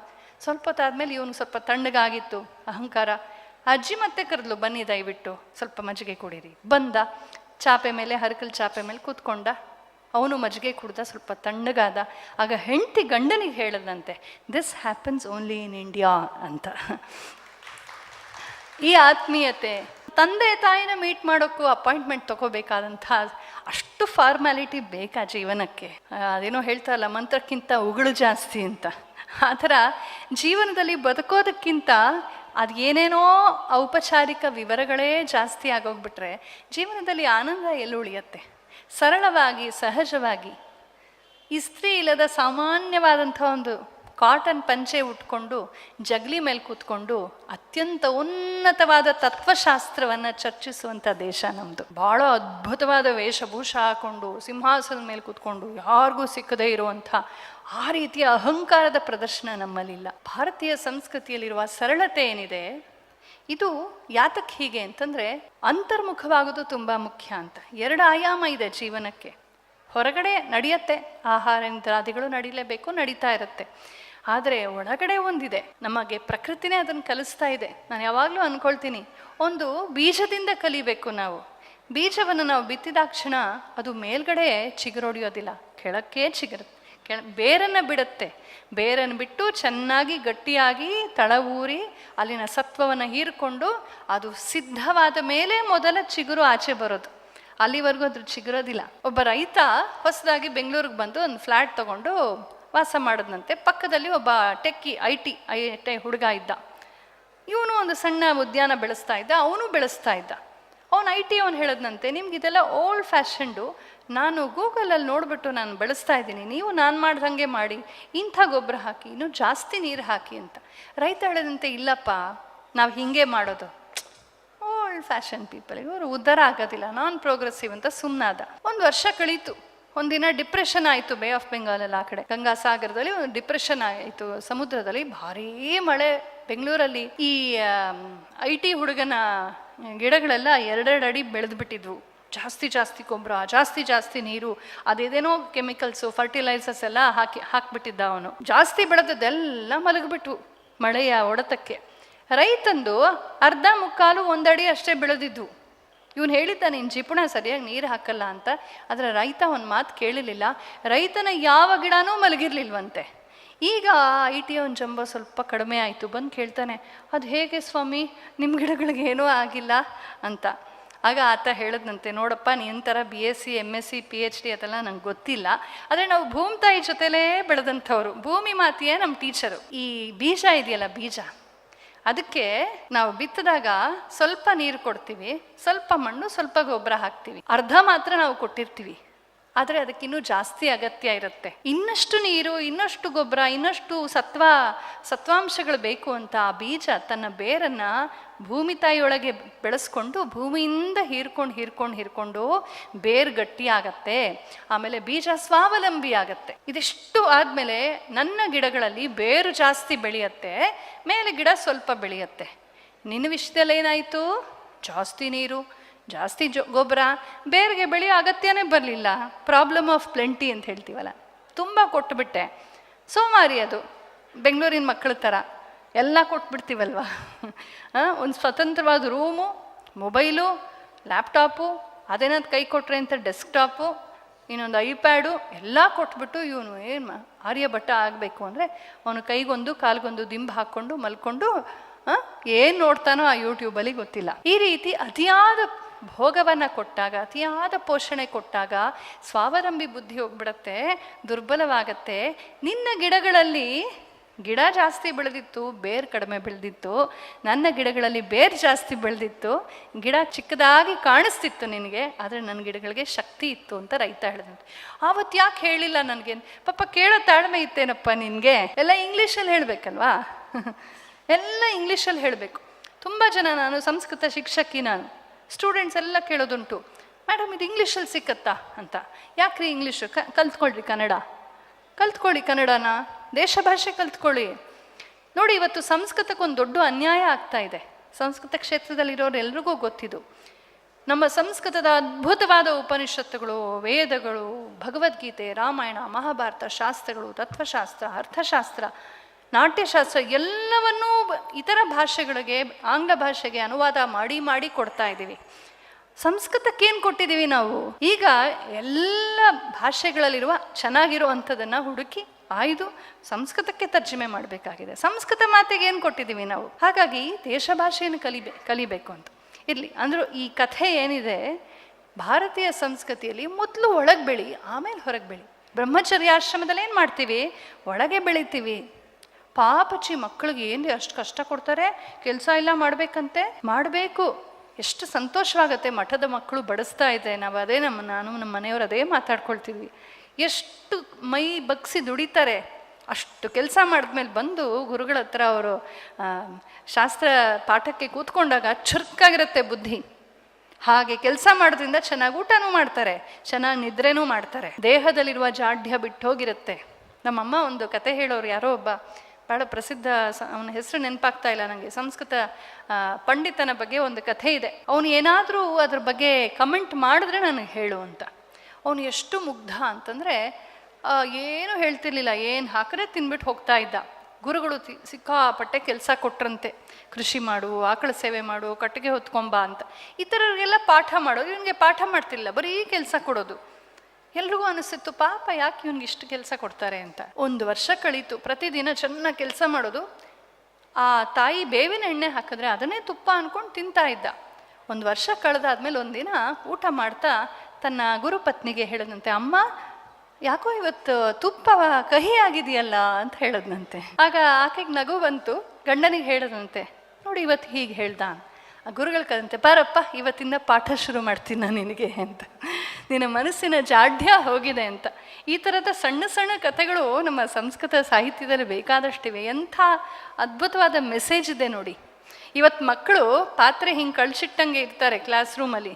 ನಾವು ನಾಳೆ ಪರೀಕ್ಷೆ ಇದೆ, ನಾಳೆ ಇದಿದೆ, ಮ್ಯಾಥ್ಸ್ ಇದೆ, ಓದಿ ಓದಿ ಪಾಪ ಹೀಗೆ ಇಟ್ಕೊಂಡು ಹಿಂಗೆ ಕೂತಿರ್ತಾರೆ ಅವರು. ಮೊದಲು ಪಾತ್ರೆ ಹಿಂಗೆ ಮಾಡಬೇಕಲ್ಲ, ಕೆಲಸ ಮಾಡಬೇಕು ಮಕ್ಕಳು, ದುಡಿಬೇಕು. ಇವತ್ತು ಮಕ್ಕಳು ಸ್ವಾವಲಂಬಿತನ ಬರಬೇಕು. ಆಳಾಗಬಲ್ಲವನೇ ಅರಸನಾಗಬಲ್ಲ ಅಂತ ಗಾದೆ ಹೇಳುತ್ತಲ್ಲ, ರಾಜನ ಮಗಳಾದರೂ ಕೂಡ ಕೆಲಸ ಮಾಡಬೇಕು. ಅದನ್ನು ನಮ್ಮ ಸಂಸ್ಕೃತಿ ಕಲಿಸುತ್ತೆ. ಪಾಶ್ಚಾತ್ಯರು ಬಂದು ಮೊದಲು ಕೆಳಗೆ ಕೂತ್ಕೊಳ್ಳೋದನ್ನು ನಿಲ್ಲಿಸಿಸ್ಬಿಟ್ರು, ಬೆಂಚ್ ಮೇಲೆ ಕೂಡ್ಸೋಕೆ ಶುರು ಮಾಡಿದ್ರು. ಎಷ್ಟೋ ಮಕ್ಕಳಿಗೆ ಚಕ್ಕಣ ಮಟ್ಲು ಹಾಕೊಳ್ಳೋಕೆ ಬರೋದಿಲ್ಲ. ಆಮೇಲೆ ತಿನ್ನೋದು ಅಲ್ಲಿ ಹಾಕೋದು ಪೇಪರು, ಆಯಾ ಬಂದು ಕ್ಲೀನ್ ಮಾಡಬೇಕು. ಇದು ನನ್ನ ಸ್ಕೂಲು, ಇದು ನನ್ನ ಸಂಸ್ಥೆ, ನನ್ನ ಗುರುಕುಲ, ನಾನಿದನ್ನು ಶುದ್ಧವಾಗಿಡಬೇಕು ಅನ್ನೋ ಭಾವನೆನೇ ಬಂದಿಲ್ಲ. ಗುರುಗಳನ್ನು ತಂದೆ ತಾಯಿ ಸಮಾನವಾಗಿ ನೋಡ್ತಾ ಇದ್ರು. ಇವತ್ತು ಗುರುಗಳ ಬಗ್ಗೆ ನಿಕ್ ನೇಮ್ ಇಟ್ಬಿಟ್ಟು ಅಡ್ಡ ಹೆಸರಿಟ್ಕೊಂಡು ಆಡ್ಕೊಳ್ಳೋ ಅಂಥ ಒಂದು ವಿಕೃತಿ ಬಂತು. ಇದಕ್ಕೆಲ್ಲ ಕಾರಣ ಏನು? ಭೋಗವಾದ. ಅವರ ರೇಸಿಸಮ್ ಏನಿದೆ, ನಾನು ಹೇಳಿದ್ದನ್ನು ಜಗತ್ತು ಒಪ್ಕೋಬೇಕು, ಎಲ್ಲರೂ ಕೀಳು ನಾವೇ ಮೇಳು ಅನ್ನುವ ಆ ಪಶ್ಚಿಮದ ಆ ಪೈಶಾಚಿಕ ಮತಗಳ ಒಂದು ಭಾವನೆ ಏನಿದೆ, ಅದನ್ನು ಅವ್ರು ಎಷ್ಟು ಎಫೆಕ್ಟಿವ್ ಆಗಿ ಹೇರ್ತಾರೆ ಅಂದರೆ ಅದಕ್ಕಾಗಿ ಫಂಡಿಂಗ್ ಮಾಡ್ತಾರೆ, ಅದಕ್ಕಾಗಿ ಟ್ರೈನಿಂಗ್ ಕೊಡ್ತಾರೆ. ನಮ್ಮ ಸಿನಿಮಾಗಳಲ್ಲಿ ನೋಡಿ, ಪುರೋಹಿತರನ್ನ ಆಡ್ಕೊಳ್ಳೋದು, ಸನ್ಯಾಸಿಗಳನ್ನ ಆಡ್ಕೊಳ್ಳೋದು, ಟೀಚರ್ಸ್ನ ಆಡ್ಕೊಳ್ಳೋದು. ವಿಲೇನ್ ಆದವನು ದೊಡ್ಡ ತಿಲಕ ಇಟ್ಟಿರ್ತಾನೆ, ರುದ್ರಾಕ್ಷಿ ಮಾಲೆ ಹಾಕಿರ್ತಾನೆ. ಹೀರೋ ನಾಸ್ತಿಕ ಆಗಿರ್ತಾನೆ, ದೇವ್ರ ಮನೆ ನಿಂತ್ಕೊಂಡು ಹಾಡ್ತಾನೆ, ನೀನು ಇಲ್ಲ ಅಂತ ಹೇಳಿ ಹಾಡ್ತಾನೆ ಅವನು ಹೀರೋ. ಹೀರೋಯಿನ್ ನೋಡಿ, ಅವಳು ತುಂಬ ಕಷ್ಟ, ದುಃಖಿತೆ, ಶೋಷಿತೆ ಇದ್ದಾಗ ಸೀರೆ ಉಟ್ಕೊಂಡು ಉದ್ದ ಜಡೆ ಕುಂಕುಮ ಇರುತ್ತೆ. ಅವಳು ಇಲ್ಲ, ಈ ಅನ್ಯಾಯವನ್ನು ಎದುರಿಸ್ತೀನಿ ಅಂತ ಅನ್ನಿಸಿದ ತಕ್ಷಣ ಅವಳು ವೇಷ ಬದಲಾಗ್ಬಿಡುತ್ತೆ. ಪ್ಯಾಂಟು, ಶರ್ಟು, ಬಾಯ್ ಕಟ್ಟು. ಏನು ಹೇಳ್ತಾ ಇದ್ದಾರೆ ನಮಗೆ? ನೀನು ಭಾರತೀಯ ವೇಷದಲ್ಲಿದ್ದರೆ ನೀನು ದುರ್ಬಲ ಅಲ್ಲ. ಕಿತ್ತೂರು ರಾಣಿ ಚೆನ್ನಮ್ಮ, ಇಲ್ಲೇ ಪಕ್ಕದಲ್ಲಿ ಅಬ್ಬಕ್ಕ ರಾಣಿ ಇದ್ಲು, ಅವರೆಲ್ಲ ಜೀನ್ಸ್ ಪ್ಯಾಂಟ್ ಹಾಕೊಂಡ ಯುದ್ಧ ಮಾಡಿದ್ರು. ಇವತ್ತು ಜೀನ್ಸ್ ಪ್ಯಾಂಟ್ ಹಾಕೊಂಡಂಥ ಹುಡುಗರು ಆಗಲಿ, ಒಂದು ಇಲಿ ಬಂದರೂ ಕಿಟಾರ್ ಅಂತ ಹೆದರ್ಕೊಂಡು ಸೋಫಾ ಮೇಲೆ ಹಾರ್ತಾರೆ. ಎಲ್ಲಿದೆ ಶೌರ್ಯ? ಎಲ್ಲಿದೆ ಕ್ಷಾತ್ರ? ಯಾರ ಕ್ಷಾತ್ರವನ್ನು ಹೇಳ್ಕೊಡ್ತಾ ಇದ್ದೀವಿ ನಾವು? ಅನ್ಯಾಯವನ್ನು ನೋಡ್ಕೊಂಡು ಸುಮ್ಮನಿರು, ಏನು ಹೇಳಬೇಡ, ಮಾರ್ಕ್ಸ್ ಕಡಿಮೆ ಮಾಡಿಬಿಡ್ತಾನೆ, ನಿಂಗೆ ಸುಮ್ಮನಿರು. ಕಣ್ಣು ಮುಂದೆ ಲವ್ ಜಿಹಾದ್ ಆಗ್ತಿರುತ್ತೆ, ಸುಮ್ಮನಿರು. ಕಣ್ಮುಂದೆ ಅನ್ಯಾಯ ಆಗ್ತಿರುತ್ತೆ, ಸುಮ್ಮನಿರು. ನಮ್ಮ ಸನ್ಯಾಸಿಗಳನ್ನು, ನಮ್ಮ ಗುರುಗಳನ್ನು, ರಾಮನನ್ನು, ಕೃಷ್ಣನನ್ನು, ಆಚಾರ್ಯರನ್ನು ಆಡಿಕೊಳ್ತಾರೆ. ಸುಮ್ಮನಿರು. ಸ್ವಾಮಿ ವಿವೇಕಾನಂದರು ಅಂದೇ ಹೇಳಿದರು, ತುಂಬ ಚೆನ್ನಾಗಿರೋ ಮಾತನ್ನು ಹೇಳಿದರು. ಅವರು ವಿಶೇಷವಾಗಿ ನಮ್ಮಲ್ಲಿ ಕ್ಷಾತ್ರವನ್ನು ಎಬ್ಬಿಸೋ ಪ್ರಯತ್ನವನ್ನು ಮಾಡಿದರು. ವಿವೇಕಾನಂದರನ್ನು ಎಲ್ಲರೂ ಓದಬೇಕು, ಎಲ್ಲ ವರ್ಣದವರು ಓದಬೇಕು. ಅವ್ರು ಹೇಳ್ತಾರೆ, ಈ ವೈಲೆನ್ಸ್ ಆಫ್ ದ ವಿಕೆಡ್, ಈ ದುರ್ಜನರ ವೈಲೆನ್ಸ್ ಏನಿದೆ, ಕ್ರೌರ್ಯ ಏನಿದೆ, ಅದಕ್ಕಿಂತ ದೊಡ್ಡ ಭಯಂಕರವಾದ ಅಪಾಯ ಯಾವುದು ಅಂದರೆ ಸೈಲೆನ್ಸ್ ಆಫ್ ದ ಗುಡ್ ಸಮಾರಿಟನ್ಸ್ ಅಂತ. ಒಳ್ಳೆಯವರು ಅನ್ನೋರು ಸಜ್ಜನರ ಮೌನ ಇದೆಯಲ್ಲ, ದುರ್ಜನರ ಕ್ರೌರ್ಯಕ್ಕಿಂತ ತುಂಬ ಭಯಂಕರವಾದದ್ದು. ಸುಮ್ಮನಿರ್ಬೇಡ ಕಣಯ್ಯ. ಆ ರೌಡಿನ ನೋಡು, ತಲೆ ಮಾಡೋದು ರೌಡಿ ಕೆಲಸ, ತಲೆ ಎತ್ಕೊಂಡು ಓಡಾಡ್ತಾನೆ. ಇನ್ನು ಸಜ್ಜನ ಅಂತ ಹೇಳ್ತೀಯಾ, ಯಾತಕ್ಕೆ ದೇಶ ಧರ್ಮಗಳ ನಿಂದೆಯನ್ನು ಸಹಿಸ್ತೀಯಾ? ನಿನ್ನ ಪ್ರಾಣ ಹೋದ್ರೂ ಪರವಾಗಿಲ್ಲ, ದೇಶ ಧರ್ಮಕ್ಕಾಗಿ ನಿಲ್ಲು ಅಂತನ್ನುವ ಮಾತನ್ನು ಅವ್ರು ಅಂದೇ ಹೇಳ್ಕೊಟ್ಟಿದ್ರು. ಇದನ್ನು ಶಾಲೆಗಳಲ್ಲಿ ನಾವು ಕಲಿಸ್ಬೇಕಾಗಿತ್ತು. ಜಿಜಾಬಾಯಿ ಶಿವಾಜಿಗೆ ಹೇಳಿದ್ಲಲ್ಲ, ಆ ರೀತಿ ಪಾಠ ಮಾಡಬೇಕು ಮಗುವಿಗೆ. ಆ ಶನಿವಾರ ಪ್ಯಾಲೇಸ್ಗೆ ಹೋಗಿ ನೋಡಿ ನೀವು, ಪುಣೆನಲ್ಲಿ ಆ ಒಂದು ಜಾಗ ತೋರಿಸ್ತಾರೆ. ಆ ಪುಟ್ಟ ಮಗು ಶಿವಾಜಿಯನ್ನು ಕೂಡಿಸ್ಕೊಂಡು 2 ಬೆಟ್ಟವನ್ನು ತೋರಿಸಿ ತಾಯಿ ಜಿಜಾಬಾಯಿ ಹೇಳ್ತಾಳೆ, ನೋಡು ಪುಟ್ಟ, ನಿನ್ನ ಹೆಸರು ಶಿವ ಅಂದರೆ ಯುದ್ಧ ದೇವತೆ, ಹರ ಹರ ಮಹಾದೇವ್ ಅಂತ ಹೇಳ್ತೀವಿ. ನಿನ್ನ ಕೆಲಸ, ಜೀವನದ ಧ್ಯೇಯ ಏನು ಗೊತ್ತಾ? ಅಲ್ಲಿ 2 ಇದೆ ನೋಡು, ಸಿಂಹಗಢ ರಾಯ್ಗಢ, ಅದು ನಮ್ಮದು, ಮರಾಠ ಧ್ವಜ ಬರಬೇಕು, ಏನು ಮಾಡ್ತೀಯೋ ಮಾಡು ನೀನು. ಎಂಥ ವಿಷನ್ ಕೊಟ್ಲು ತಾಯಿ, ವಿಶ್ವೇಶ್ವರಯ್ಯನವ್ರ ತಾಯಿ. ಅವ್ರ ಹಳ್ಳಿನಲ್ಲಿ ಸಿಕ್ಕಾಪಟ್ಟೆ ನೀರೇ ಇಲ್ಲದೆ ಒಂದ್ಸಲ ವಿಶ್ವೇಶ್ವರಯ್ಯನವರೇ ಪುಟ್ಟ ಮಗು ಇದ್ದಾಗ ತುಂಬ ಜ್ವರ ಬಂದು ಬಹಳ ಕಷ್ಟ ಆಗೋಯ್ತು ಬದುಕಿಸೋದು. ಆಗ ತಾಯಿ ಹೇಳ್ತಾಳೆ ಆ ಮಗುವಿಗೆ, 7 ವರ್ಷದ ಮಗುವಿನ ಪುಟ್ಟ ಕೈಯನ್ನು ತನ್ನ ಕೈಯಲ್ಲಿ ತೆಗೆದುಕೊಂಡು ಹೇಳ್ತಾಳೆ, ಮಗು ನೀನು ದೊಡ್ಡವನಾದ್ಮೇಲೆ ಏನು ಮಾಡ್ತೀಯೋ ಗೊತ್ತಿಲ್ಲ, ನಮ್ಮ ಇಡೀ ಹಳ್ಳಿಗೆ ನೀರು ಕೊಡಿಸ್ತೀನಿ ಅಂತ ಮಾತು ಕೊಡು ಅಂತ ಮಾತು ತಗೊಂಡ್ಲು. ಭಾರತ ರತ್ನ ವಿಶ್ವೇಶ್ವರಯ್ಯ ಆಗೋದಕ್ಕೆ ಕಾರಣ ಭಾರತೀಯ ಸಂಸ್ಕೃತಿಯನ್ನು ಅರಿತಂಥ ಒಬ್ಬಳು ತಾಯಿ. ನನಗೆ ಯಾಕೆ ಬೇಕು ಈ ಊರು ಅಂತ ಬಿಟ್ಟು ಹೋಗೋದು ತುಂಬ ಸುಲಭ. ಆದರೆ ಎಲ್ಲರಿಗೂ ಒಳ್ಳೆಯದಾಗಲಿ ಅನ್ನುವ ಸಂಕಲ್ಪವನ್ನು ಮಕ್ಕಳಲ್ಲಿ ಮೂಡಿಸ್ಬೇಕು. ಅಂಥ ಭಾರತೀಯ ಸಂಸ್ಕೃತಿಯನ್ನು ನಾವು ಉಳಿಸ್ಕೋಬೇಕು. ಇವತ್ತು ಪಾಶ್ಚಾತ್ಯದ ಕಡೆಯಿಂದ ವ್ಯವಸ್ಥಿತವಾಗಿ ಈ ದೇಶ ಧರ್ಮಗಳನ್ನು, ನಮ್ಮ ದೇಶ ಧರ್ಮಗಳನ್ನು ದ್ವೇಷಿಸುವಂಥವ್ರಿಗೇನೂ ಕಡಿಮೆ ಇಲ್ಲ. ಹೊಟ್ಟೆ ಕಿಚ್ಚಷ್ಟೇ, ಕಟ್ಟಕ್ಕಾಗಲ್ಲ, ನೀವು ಕಟ್ಟಿದ್ದನ್ನು ನಾಶ ಮಾಡ್ತೀವಿ ಅಂತ. ಇದು ಶತಮಾನಗಳಲ್ಲ, ಸಹಸ್ರಮಾನಗಳ ಸಂಸ್ಕೃತಿ. ಸಹಸ್ರಮಾನಗಳ ಪ್ರಯೋಗದಿಂದ ಟ್ರಯಲ್ ಆ್ಯಂಡ್ ಎರರ್ ಮಾಡಿ ಜೀವನದಲ್ಲಿ ಅತ್ಯುತ್ತಮ ಆರೋಗ್ಯ ವಿಧಾನ ಯಾವುದು, ಅತ್ಯುತ್ತಮ ಚಿಕಿತ್ಸಾ ವಿಧಾನ ಯಾವುದು, ಅತ್ಯುತ್ತಮ ಒಂದು ಸಂಸಾರ ನಿರ್ವಹಣೆ ಯಾವುದು, ಅತ್ಯುತ್ತಮ ಕೃಷಿ ಯಾವುದು, ಎಲ್ಲವನ್ನ ಪ್ರಯೋಗ ಮಾಡಿ ತಿಳ್ಕೊಂಡ್ರು. ಕೈಕಾಲು ತೊಳ್ಕೊಂಡು ಕೂತ್ಕೊಂಡು ಊಟ ಮಾಡು, ಎಲ್ಲರೂ ಪ್ರೀತಿ ವಿಶ್ವಾಸ ಅಂತ ಮುಟ್ಕೊಳ್ಬೇಕಾಗಿಲ್ಲ, ಅಪ್ಕೋಬೇಕಾಗಿಲ್ಲ. ನಮಸ್ಕಾರ ತಾಯಿ ಅಂತ ಹೇಳಿದ್ರೆ ಅದಕ್ಕಿಂತ ಸಭ್ಯ ಸುಂದರವಾದ ಆತ್ಮೀಯತೆ ಯಾವುದೂ ಇಲ್ಲ. ಇದನ್ನೆಲ್ಲ ಕಂಡು ಹುಡ್ಕೊಂಡಿದ್ರು, ಅದನ್ನೆಲ್ಲ ನಮ್ಗೆ ಹೇಳ್ಕೊಟ್ರು. ಅದನ್ನೆಲ್ಲ ಪಕ್ಕಕ್ಕೆ ಹಾಕಿ ಇವರ ಒಂದು ವಿಲಾಸವನ್ನು ತಲೆ ಮೇಲೆ ಹೇರಿದ್ರು. ಇವತ್ತು ಕೊರೋನಾ ಬಂದು ಅದೇ ಪಾಠ ಕಲಿಸ್ತು, ಕೈ ತೊಳ್ಕೊಳ್ಳಿ. ನಾವು ಭಾರತೀಯ ಹೆಣ್ಮಕ್ಳು ಅದೆಷ್ಟು ಸಲ ಕೈ ತೊಳಿತೀವೋ ಮನೆಯಲ್ಲಿ. ನಾನು ಹಾಗೆ ನನ್ನ ಫ್ರೆಂಡ್ಸ್ ಜೊತೆ, ರಿಲೇಟಿವ್ಸ್ ಜೊತೆ ಎಲ್ಲ ಮಾತಾಡುವಾಗ ಹೇಳ್ತಾ ಇದ್ದೆ, ಈ ಕೊರೋನಾ ಬಂದಮೇಲೆ ಕೈ ತೊಳಿ ಅಂತ ತುಂಬ ಹೇಳ್ತಿರ್ತಾರಲ್ಲ, ನಿಮಗೆಲ್ಲ ಹೇಗೆ ಅನಿಸ್ತಿದೆ ಅಂತ. ನಾವು ಅದೇ ತಾನೇ ಮಾಡೋದು ಯಾವಾಗ ಅಂತ ಹೇಳ್ತಾ ಇದ್ರು. ಬೇರೆ ದೇಶಗಳಲ್ಲಿ ನೀವು ಹೋಟೆಲ್ಗೆ ಹೋದರೆ ವಾಶ್ ಬೇಸಿನ್ ಇರೋದಿಲ್ಲ, ಅಲ್ಲಿ ಕೈ ತೊಳೆಯೋದಕ್ಕೆ ವಾಶ್ ಬೇಸಿನ್ ಇರೋದಿಲ್ಲ. ನಮಗೆ ತುಂಬ ಕಷ್ಟ ಆಗುತ್ತೆ ನಿಜ ಹೇಳಬೇಕು ಅಂತಂದರೆ. ಬಾಟ್ಲ್ ಇಟ್ಕೊಂಡೇ, ಒಂದು ನೀರಿನ ಬಾಟ್ಲ್ ಇಟ್ಕೊಂಡೇ ತಿರುಗಾಡಬೇಕು. ಇವತ್ತು ಕೊರೋನಾ ಬಂದು ಕಲಿಸ್ಬೇಕಾಗಿ ಬಂತು. ನಮ್ಮ ಪೂರ್ವಜರು ಅನುಭವದಿಂದ ಕಲ್ತಿದ್ರು, ಪ್ರೀತಿಯಿಂದ ಹೇಳಿಕೊಟ್ರು, ತಲೆ ಮೇಲೆ ಹೇರಲಿಲ್ಲ. ಧರ್ಮಶಾಸ್ತ್ರಗಳು ಅಂದರೆ ಇನ್ನೇನು ಅಲ್ಲ, ಜೀವನ ಸಂಹಿತೆ. ಹೀಗೆ ಬದುಕಿದ್ರೆ ಉತ್ತಮ. ಎಷ್ಟು ಉದಾರಿಗಳು ನಮ್ಮ ಋಷಿಗಳು, ನಮ್ಮ ಸ್ಮೃತಿಕಾರರು ಅಂದರೆ, ಅವರು ಹೇಳುವ ನಿಯಮಗಳನ್ನು ಅಕಸ್ಮಾತ್ ನಾವು ಮಾಡದೆ ಹೋದರೂ ನಮಗೆ ಫತ್ವಾ ಹಾಕೋದು, ಸಾಯಿಸೋದು ಅದೆಲ್ಲ ಇಲ್ಲ. ಆಗಲಿ, ಜೀವನನೇ ನಿಮ್ಗೆ ಕಲಿಸುತ್ತೆ ಅಂತ ಸುಮ್ಮನಾಗ್ತಾರೆ. ಪ್ರವೃತ್ತಿರೇಷ ಭೂತಾನಾಂ ನಿವೃತ್ತಿಸ್ತು ಮಹಾಫಲ ಅಂತ ಮನು ಮಹರ್ಷಿ ಹೇಳ್ತಾರೆ. ಮದ್ಯಪಾನ ಇತ್ಯಾದಿ ಯಾವ್ಯಾವುದು ಕೆಟ್ಟ ಚಟಗಳಿವೆ ಅದು ಕೂಡ ಮನುಷ್ಯರ ಪ್ರವೃತ್ತಿ. ಆದರೆ ಬಿಟ್ಟರೆ ನಿವೃತ್ತಿಸ್ತು ಮಹಾಫಲ, ಬಿಡುವ ಪ್ರಯತ್ನ ಮಾಡೋ. ತ್ಯಾಗದಲ್ಲಿ ಹೆಚ್ಚು ಶಕ್ತಿ ಇದೆ. ತ್ಯಾಗೇನೈಕೆ ಅಮೃತತ್ವ ಮಾನಶೋ. ಉಪನಿಷತ್ತುಗಳು, ಧರ್ಮಶಾಸ್ತ್ರಗಳು, ರಾಮ ನನ್ನ ಹಕ್ಕು ಅಂತ ಕೂತು ಬಿಟ್ಟಿದ್ರೆ ಅವನು ರಾಮ ಇವತ್ತು ನಮಗೆ ಪೂಜೆನಾಗ್ತಾ ಇದ್ನಾ? ನಾನು ನನ್ನಿಷ್ಟ, ನನ್ನ ಹಕ್ಕು, ನನ್ನ ಅನುಕೂಲ, ನಾನು ಅನ್ನುವ ಆ ಈಗೋ ಫ್ಯಾಕ್ಟರ್ನ ಪಕ್ಕಕ್ಕಿಟ್ಟು ಸಮಷ್ಟಿಯ ಹಿತಕ್ಕಾಗಿ ಅವನು ಬದುಕದ್ನಲ್ಲ, ಆ ಸಮಷ್ಟಿ ಹಿತಕ್ಕಾಗಿ ಸೀತೆ ಹೆಗಲಿಗೆ ಹೆಗಲುಗೊಟ್ಲಲ್ಲ, ಅದಕ್ಕೆ ನಮಗೆ ಸೀತಾರಾಮರು ನಿತ್ಯವಾಗಿ ನಮ್ಮ ದೇಶದ ರಾಜಾರಾಣಿ. ಸೋದರಿ ನಿವೇದಿತೆ ಅವಳೊಂದು ಶಾಲೆ ನಡೆಸ್ತಿದ್ಲು. ಎಂಥ ಹೆಣ್ಮಗಳು, ಅವಳು ಕೊಡಬೇಕಾಗಿತ್ತು ಭಾರತ ರತ್ನ. ಆಕೆ ಒಂದು ಶಾಲೆ ನಡೆಸ್ತಾ ಇದ್ಲು, ವಿವೇಕಾನಂದರ ಶಿಷ್ಯ ಆಕೆ. ಅಲ್ಲಿ ಮಕ್ಕಳಿಗೆ ರಾಮಾಯಣ ಮಹಾಭಾರತ ಎಲ್ಲ ಪಾಠ ಮಾಡ್ತಿದ್ಲು. ಪುಟಾಣಿ ಹೆಣ್ಮಕ್ಳು ಅವ್ರನ್ನ ಕೇಳ್ತಾಳೆ, ನಮ್ಮ ದೇಶದ ರಾಣಿ ಯಾರು ಅಂತ. ಒಂದು ಚಿಕ್ಕ ಹುಡುಗಿ ಹೇಳ್ತಾಳೆ, ಕ್ವೀನ್ ವಿಕ್ಟೋರಿಯಾ ಅಂತ. ನಿವೇದಿತೆ ಯಾರು ಗೊತ್ತಲ್ಲ ನಿಮಗೆ? ಫಾರಿನರ್ ಅವಳು, ಮಾರ್ಗರೆಟ್ ಇಸಾಬೆಲ್ ನೋಬೆಲ್ ಅಂತ. ಅವಳು ಐರಿಷ್ ಮಹಿಳೆ, ಇಂಗ್ಲೆಂಡಿಂದ ಬಂದಂಥವಳು. ಅವಳು ಹೇಳ್ತಾಳೆ, ಜಿ ವಿಕ್ಟೋರಿಯಾ ಇಂಗ್ಲೀಷ್ನವರ ರಾಣಿ. ನಾನು ಹೇಳಿದ್ದು ಭಾರತದ ರಾಣಿ ಯಾರು? ಹುಡುಗಿಯರೆಲ್ಲ ಯೋಚನೆ ಮಾಡಿದ್ರು, ಯಾರ್ಯಾರೋ ಹೆಸರು ಹೇಳಿದ್ರು. ಅದು ಬಂಗಾಳದ ರಾಣಿ, ಇದು ಗುಜರಾತಿನ ರಾಣಿ, ಭಾರತದ ರಾಣಿ ಯಾರು? ಎಂಥ ಹೋಮ್ವರ್ಕ್ ನೋಡಿ, ಒಂದು ದಿನ ಕೊಟ್ಲಂತೆ, ಯೋಚನೆ ಮಾಡಿ ಅಂತ. ಮಕ್ಕಳು ಓಡಾಡಿದ್ರು, ತಾತನ ಕೇಳಿದ್ರು, ಅಜ್ಜಿನ ಕೇಳಿದ್ರು, ಅಪ್ಪನ ಕೇಳಿದ್ರು, ಪರಸ್ಪರ ಚರ್ಚೆ ಮಾಡಿದ್ರು. ಇಡೀ ಭಾರತ ಪೂಜೆ ಮಾಡುವಂಥ ರಾಣಿ ಹೇಳಿ ನೋಡೋಣ ಯಾರು. ಕೊನೆಗೆ ಅವಳೇ ಹೇಳ್ತಾಳೆ, ಇಡೀ ಭಾರತಕ್ಕೆ ರಾಣಿ ಅಂದರೆ ಸೀತಾಮಾತೆ, ಇಡೀ ಭಾರತಕ್ಕೆ ರಾಜ ಅಂದರೆ ಶ್ರೀರಾಮಚಂದ್ರ ಪರಮಾತ್ಮ. ಇಂಥ ಆದರ್ಶವನ್ನು ನಾವು ಮಕ್ಕಳಿಗೆ ಕೊಡಬೇಕಾಗಿದೆ. ರಾಮನನ್ನು ಯಾರು ಹೃದಯದಲ್ಲಿ ಇಟ್ಕೊಳ್ತಾರೋ, ತಂದೆ ಮಲತಾಯಿಗೆ ತನ್ನ ಹುಟ್ಟಿಗೆ ಮುಂಚೆ ಎಂದೋ ಕೊಟ್ಟ ಮಾತನ, ವಂಶದ ಮಾತನ, ಸತ್ಯ ವಚನವನ್ನು ಉಳಿಸೋದಕ್ಕೆ ರಾಮ ಕಾಡಿಗೆ ನಗ್ತಾ ನಗ್ತಾ ಹೋದ್ನಲ್ಲ.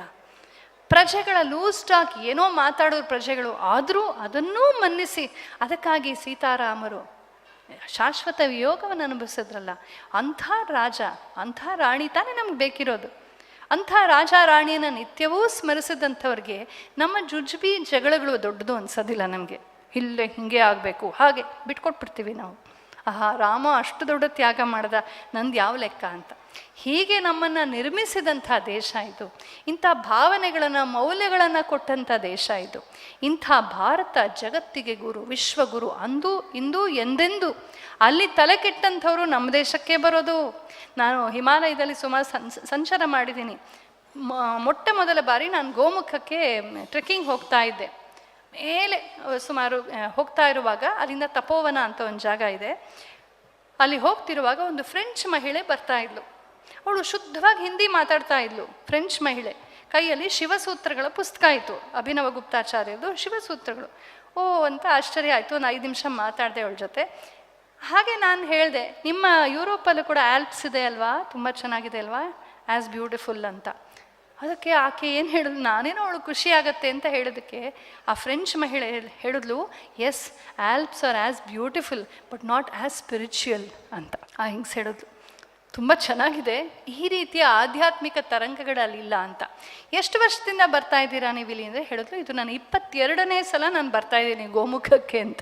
ಅಂದರೆ ಜೀವನದಲ್ಲಿ ಹೊರಗಡೆ ಬರೀ ವಸ್ತುಗಳು, ತಿನ್ನು, ಕುಡಿ, ಕಡಿ, ಹೊಡಿ, ಬಡಿ, ಗ್ಯಾಡ್ಜೆಟ್ಸ್ ತುಂಬಿಕೊಳ್ಳೋದು. 6 ತಿಂಗಳಿಗೆ ಇದೆಲ್ಲ ಔಟ್ಡೇಟೆಡ್ ಆಗುತ್ತೆ, ಹೊಸದು ಬರುತ್ತೆ, ಮತ್ತೆ ಹೊಸ ವಾಷಿಂಗ್ ಮಿಷಿನು, ಹೊಸ ಫ್ರಿಡ್ಜು, ಮತ್ತೆಲ್ಲ ಚೇಂಜ್ ಮಾಡು, ಮತ್ತೆ ಕೂತ್ಕೋ, ಮತ್ತೆ ಹೊಸದು ಬರುತ್ತೆ, ದೇಹ ಮಾತ್ರ ಹಳೇದಾಗ್ತಾ ಇರುತ್ತೆ, ಮುಗಿದೋಯ್ತು ಜೀವನ. ಇದರಲ್ಲಿ ಏನು ಸಿಕ್ಕತ್ತೆ? ಎಂಟಿನೆಸ್, ಇದು ಖಾಲಿ. ಈ ಭೋಗಕ್ಕೊಂದು ಮಿತಿ ಉಂಟು, ಆದರೆ ಯೋಗಕ್ಕೆ ಮಿತಿ ಇಲ್ಲ. ನಾನು ಯಾವಾಗಲೂ ಅಂದ್ಕೊಳ್ತೀನಿ, ನಮ್ಮ ಪುರಾಣದಲ್ಲಿ 2 ಆದರ್ಶಗಳನ್ನು ಹೇಳ್ತಾರೆ ಸ್ತ್ರೀಯರಿಗೆ ವಿಶೇಷವಾಗಿ. ಒಂದು ಭೋಗದ ಆದರ್ಶ, ಒಂದು ಯೋಗದ ಆದರ್ಶ. ರಂಬೆ, ಊರ್ವಶಿ, ಮೇಲಕ, ತಿಲೋತ್ತಮ, ಇವರು ಸೌಂದರ್ಯ, ಬುದ್ಧಿ, ಸ್ಮಾರ್ಟ್ನೆಸ್ಸು, ಶಕ್ತಿ, ಧೈರ್ಯ, ಸ್ಥೈರ್ಯ ಎಲ್ಲ ಇದೆ ಅವರಲ್ಲಿ. ದೈವ ಶಕ್ತಿಗಳು, ಅಷ್ಟಸಿದ್ಧಿಗಳು ಎಲ್ಲನೂ ಇದೆ. ಅದಕ್ಕೆ ಇಂದ್ರ ಇಟ್ಕೊಂಡಿರ್ತಾನೆ. ಆದರೆ ಅವರನ್ನು ನಾವು ಪೂಜೆ ಮಾಡೋದಿಲ್ಲ. ಯಾಕೆ? ತಪಸ್ವಿಗಳ ತಪಸ್ಸನ್ನು ನಿರ್ಣಾಮ ಮಾಡ್ತಾರೆ. ಆದರೆ ಸೀತೆ, ಅನಸೂಯ, ಸಾವಿತ್ರಿ, ದ್ರೌಪದಿ, ದಮಯಂತಿ, ಮಹಾ ಪತಿವ್ರತೆಯನ್ನು ಆರಾಧಿಸ್ತೀವಿ, ಅವ್ರ ಹೆಸರನ್ನು ಇಟ್ಕೊಳ್ತೀವಿ ನಾವು. ಯಾಕೆ? ಅಲ್ಲೂ ಸೌಂದರ್ಯವಿದೆ, ಧೈರ್ಯ ಇದೆ, ಸ್ಥೈರ್ಯವಿದೆ, ಎಲ್ಲ ಇದೆ. ಜೊತೆಗೆ ಯೋಗವಿದೆ. ಇಲ್ಲಿ ಭೋಗ ಇದೆ, ಅಲ್ಲಿ ಯೋಗವಿದೆ. ಎಲ್ಲಿ ಯೋಗವಿದೆಯೋ ಅಲ್ಲಿ ಜೀವನ ತುಂಬ್ತಾ ಹೋಗುತ್ತೆ. ಎಲ್ಲಿ ಭೋಗವಿದೆಯೋ ಅಲ್ಲಿ ಖಾಲಿ ಆಗ್ತಾ ಹೋಗುತ್ತೆ. ಇಂದ್ರಿಯಗಳಿಗೆ ತೃಪ್ತಿಪಡಿಸಿದ್ರೆ ಅದು ಮುಗಿಯೋದಿಲ್ಲ, ನಮಗೆಲ್ಲ ಗೊತ್ತೇ ಇದೆ. ಇವತ್ತು ಅಚ್ಚುಕಟ್ಟಾಗಿ ಊಟ ಮಾಡಿ ಕೂತ್ವಿ, ನಾಳೆ ಮತ್ತೆ ತಿನ್ನಲೇಬೇಕು. ಹಾಗಾಗಿ ಏಕಾದಶಿ ಮಾಡಬೇಕು, ಮರುದಿನ ದ್ವಾದಶಿ ಮಾಡಬೇಕು. ಇದು ನಮ್ಮ ಭಾರತೀಯ ಸಂಸ್ಕೃತಿ ಅಂತ ಹೇಳ್ಬೋದು. ತ್ಯಾಗಕ್ಕೂ ಸಿದ್ಧನಾಗು, ಸಂಪೂರ್ಣ ಉಪವಾಸ ಮಾಡು ಸಂತೋಷವಾಗಿ.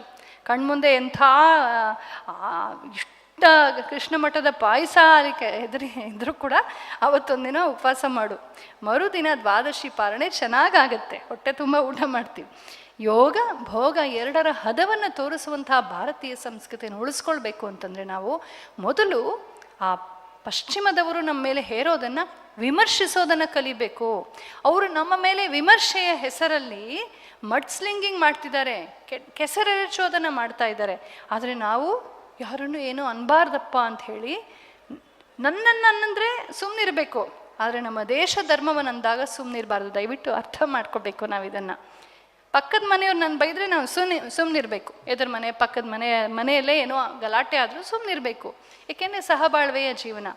ಆದರೆ ರಾಮನನ್ನು, ಕೃಷ್ಣನನ್ನು, ದೇಶವನ್ನು, ಧರ್ಮವನ್ನು, ನಮ್ಮ ಆಚಾರ ವಿಚಾರವನ್ನು ಯಾರಾದರೂ ಬೈದರೆ ಮಾತ್ರ ಬೀದಿಗಿಳಿದು ಜಗಳ ಆಡಬೇಕು. ನಾನು ಈಗೀಗ ಕಲಿತಾ ಇದ್ದೀನಿ ನಾನು ಅದನ್ನು. ಯಾತಕ್ಕೆ ಅಂದರೆ ನಾವು ಹೊರಟು ಹೋಗ್ತೀವಿ. ನನ್ನ ಜೀವನ ಕ್ಷುಲ್ಲಕ, ಇವತ್ತಿರ್ತೀವಿ ನಾಳೆ ಹೋಗ್ತೀವಿ. ಆದರೆ ಈ ಧರ್ಮ, ಈ ಸಂಸ್ಕೃತಿ, ಈ ದೇಶ ಶಾಶ್ವತವಾದದ್ದು, ಇದು ಉಳಿಬೇಕು. ಇದಕ್ಕಾಗಿ ಎಷ್ಟು ಜನ ಪ್ರಾಣ ಕೊಟ್ಟಿದ್ದಾರೆ. ನನ್ನ ಪೂರ್ವಜರೇ ಎಲ್ಲೋ ಆಂಧ್ರದಲ್ಲಿದ್ದವರು, ನಮ್ಮ ಅಮ್ಮನ ಮನೆ ಕಡೆ, ಧರ್ಮವನ್ನು ಉಳಿಸ್ಕೊಳ್ಳೋದಕ್ಕಾಗಿ ಮುಸಲ್ಮಾನರ ಆಕ್ರಮಣ ಆಗಿ ನಾಶವಾಗಿ ಎಲ್ಲ ಆದಾಗ ಒಂದು ನಿಮಿಷ ಮತಾಂತರ ಬಿಟ್ಟಿದ್ರೆ ಎಲ್ಲ ಉಳ್ಕೊಳ್ತಿತ್ತ? ಆಸ್ತಿ ಪಾಸ್ತಿ ಸುಖ ಭೋಗಗಳು ಅದು ಯಾವುದೂ ಬೇಡ, ನನ್ನ ಧರ್ಮ ಒಂದೇ ನನಗೆ ಬೇಕು ಅಂತ ಎಲ್ಲವನ್ನೂ ಬಿಟ್ಟು ನಿರಾಶ್ರಿತರಾಗಿ ಬಂದಂಥವ್ರು. ಅಂಥ ನಮ್ಮ ಪೂರ್ವಜರಿರುವಾಗ ನಾವು ಭೋಗಕ್ಕಾಗಿ ನಮ್ಮ ಅದ್ಭುತ ದೇಶವನ್ನು ಮರಿಬಾರ್ದು. ಹಾಗಾಗಿ ಇವತ್ತು ಪಶ್ಚಿಮದ ವಿಕೃತ ದೃಷ್ಟಿಯನ್ನು ವಿಮರ್ಶಿಸೋದನ್ನು ಕಲಿಬೇಕು. ಅವ್ರು ನಮ್ಮ ಬಗ್ಗೆ ಮಾತಾಡ್ತಾರಲ್ಲ, ನಾವು ವಾಪಸ್ ಅವರ ದೋಷಮಯವಾದಂಥ ಆ ಆರೋಪವನ್ನು ಅಲ್ಲಿಗಲ್ಲಿಗೆ ಬಾಯಿ ಮುಟ್ಟಿಸೋದನ್ನು ಕಲಿಬೇಕು. ಏನು ಮಾಡೋಕ್ಕಾಗತ್ತೆ, ಕಲಿಗಾಲ ಅಂತ ಕಾಫಿ ಕುಡಿದು ಸುಮ್ಮನಾಗಬಾರ್ದು. ಯಾಕೆ ಅಂದರೆ ಪಕ್ಕದ ಮನೆಯವ್ರು ಬೈದಾಗ ಹಾಗೆ ಹೇಳ್ತೀವಾ? ಏನು ಮಾಡೋದು, ಕಲಿಗಾಲ ಅಂತ ಕಾಫಿ ಕುಡಿದು ಸುಮ್ಮನಾಗ್ತೀವಾ? ಇಲ್ಲ. ವೈಯಕ್ತಿಕವಾಗಿ ನಿಂದೆಯನ್ನು ಜೀರ್ಣಿಸ್ಕೊಳ್ಳೋಕ್ಕೆ ನಾವು ಸಿದ್ಧರಿಲ್ಲದೆ ಇದ್ಮೇಲೆ ದೇಶ ಧರ್ಮಗಳ ನಿಂದೆಯನ್ನು ಸಹಿಸಬಾರದು. ಸ್ವಾಮಿ ವಿವೇಕಾನಂದರೆ ಒಂದ್ಸಲ ಇಬ್ಬರು ಪಾದ್ರಿಗಳು ತುಂಬ ನಿಂದೆ ಮಾಡ್ತಾರೆ, ಅವರನ್ನು ಸುಮ್ಮನಿರ್ತಾರೆ. ಹಡಗಲ್ಲಿ ಬರ್ತಿದ್ರು, 3 ತಿಂಗಳ ಪ್ರಯಾಣ, ಸುಮ್ಮನಿದ್ರು. ಕೊನೆಗೆ ಒಂದಿನ ಭಾರತವನ್ನು ವೇದವನ್ನು ಬೈದರು. ಇಬ್ಬರನ್ನ ಕಾಲರ್, ಅವರು ದೊಡ್ಡ ಜಟ್ಟಿ ಗೊತ್ತಲ್ವ ನಿಮ್ಗೆ ವಿವೇಕಾನಂದರು, ಕಾಲರ್ ಹಿಡಿದು ಎತ್ತಿಬಿಟ್ರು. ಇನ್ನೊಂದು ಮಾತು ನನ್ನ ದೇಶದ ಬಗ್ಗೆ ಮಾತಾಡಿದ್ರೆ ಸಮುದ್ರಕ್ಕೆ ಎಸ್ಬಿಡ್ತೀನಿ ಅಂತ. ಯಾರೋ ಕೇಳಿದ್ರು, ಸ್ವಾಮೀಜಿ ನೀವು ಸನ್ಯಾಸಿಗಳಲ್ವಾ, ಆತ್ಮರಕ್ಷಣೆ ಮಾಡ್ಕೋಬಾರ್ದು? ಆಗ ವಿವೇಕಾನಂದ ಹೇಳಿದ್ರು, ನಾನು ಆತ್ಮರಕ್ಷಣೆ ಮಾಡ್ಕೊಂಡಿಲ್ಲಪ್ಪ, ನನ್ನ ದೇಶ ನನ್ನ ತಾಯಿ, ಮಾತೃ ನಿಂದೆಯನ್ನು ಸಹಿಸಬಾರದು, ಹಾಗಾಗಿ ನಾನು ಹೀಗೆ ಪ್ರತಿಕ್ರಿಯೆ ಮಾಡಿದೆ. ಸನ್ಯಾಸಿ ಆದರೂ ಅಷ್ಟೇ, ಗೃಹಸ್ಥನಾದರೂ ಅಷ್ಟೇ, ತಾಯಿಯ ನಿಂದೆಯನ್ನು, ಧರ್ಮ ನಿಂದೆಯನ್ನು ಸಹಿಸಬಾರದು ಅಂತ. ಇವತ್ತು ಧರ್ಮ ನಿಂದೆಯನ್ನು ಸಹಿಸಿ ನೋಡಿಕೊಂಡು ಅನುಮೋದಿಸುವಷ್ಟರ ಮಟ್ಟಿಗೆ ನಮಗೆ ಒಂದು ಕುತ್ಸಿತವಾದ ಶಿಕ್ಷಣ ಸಿಗ್ತಾ ಇದೆ.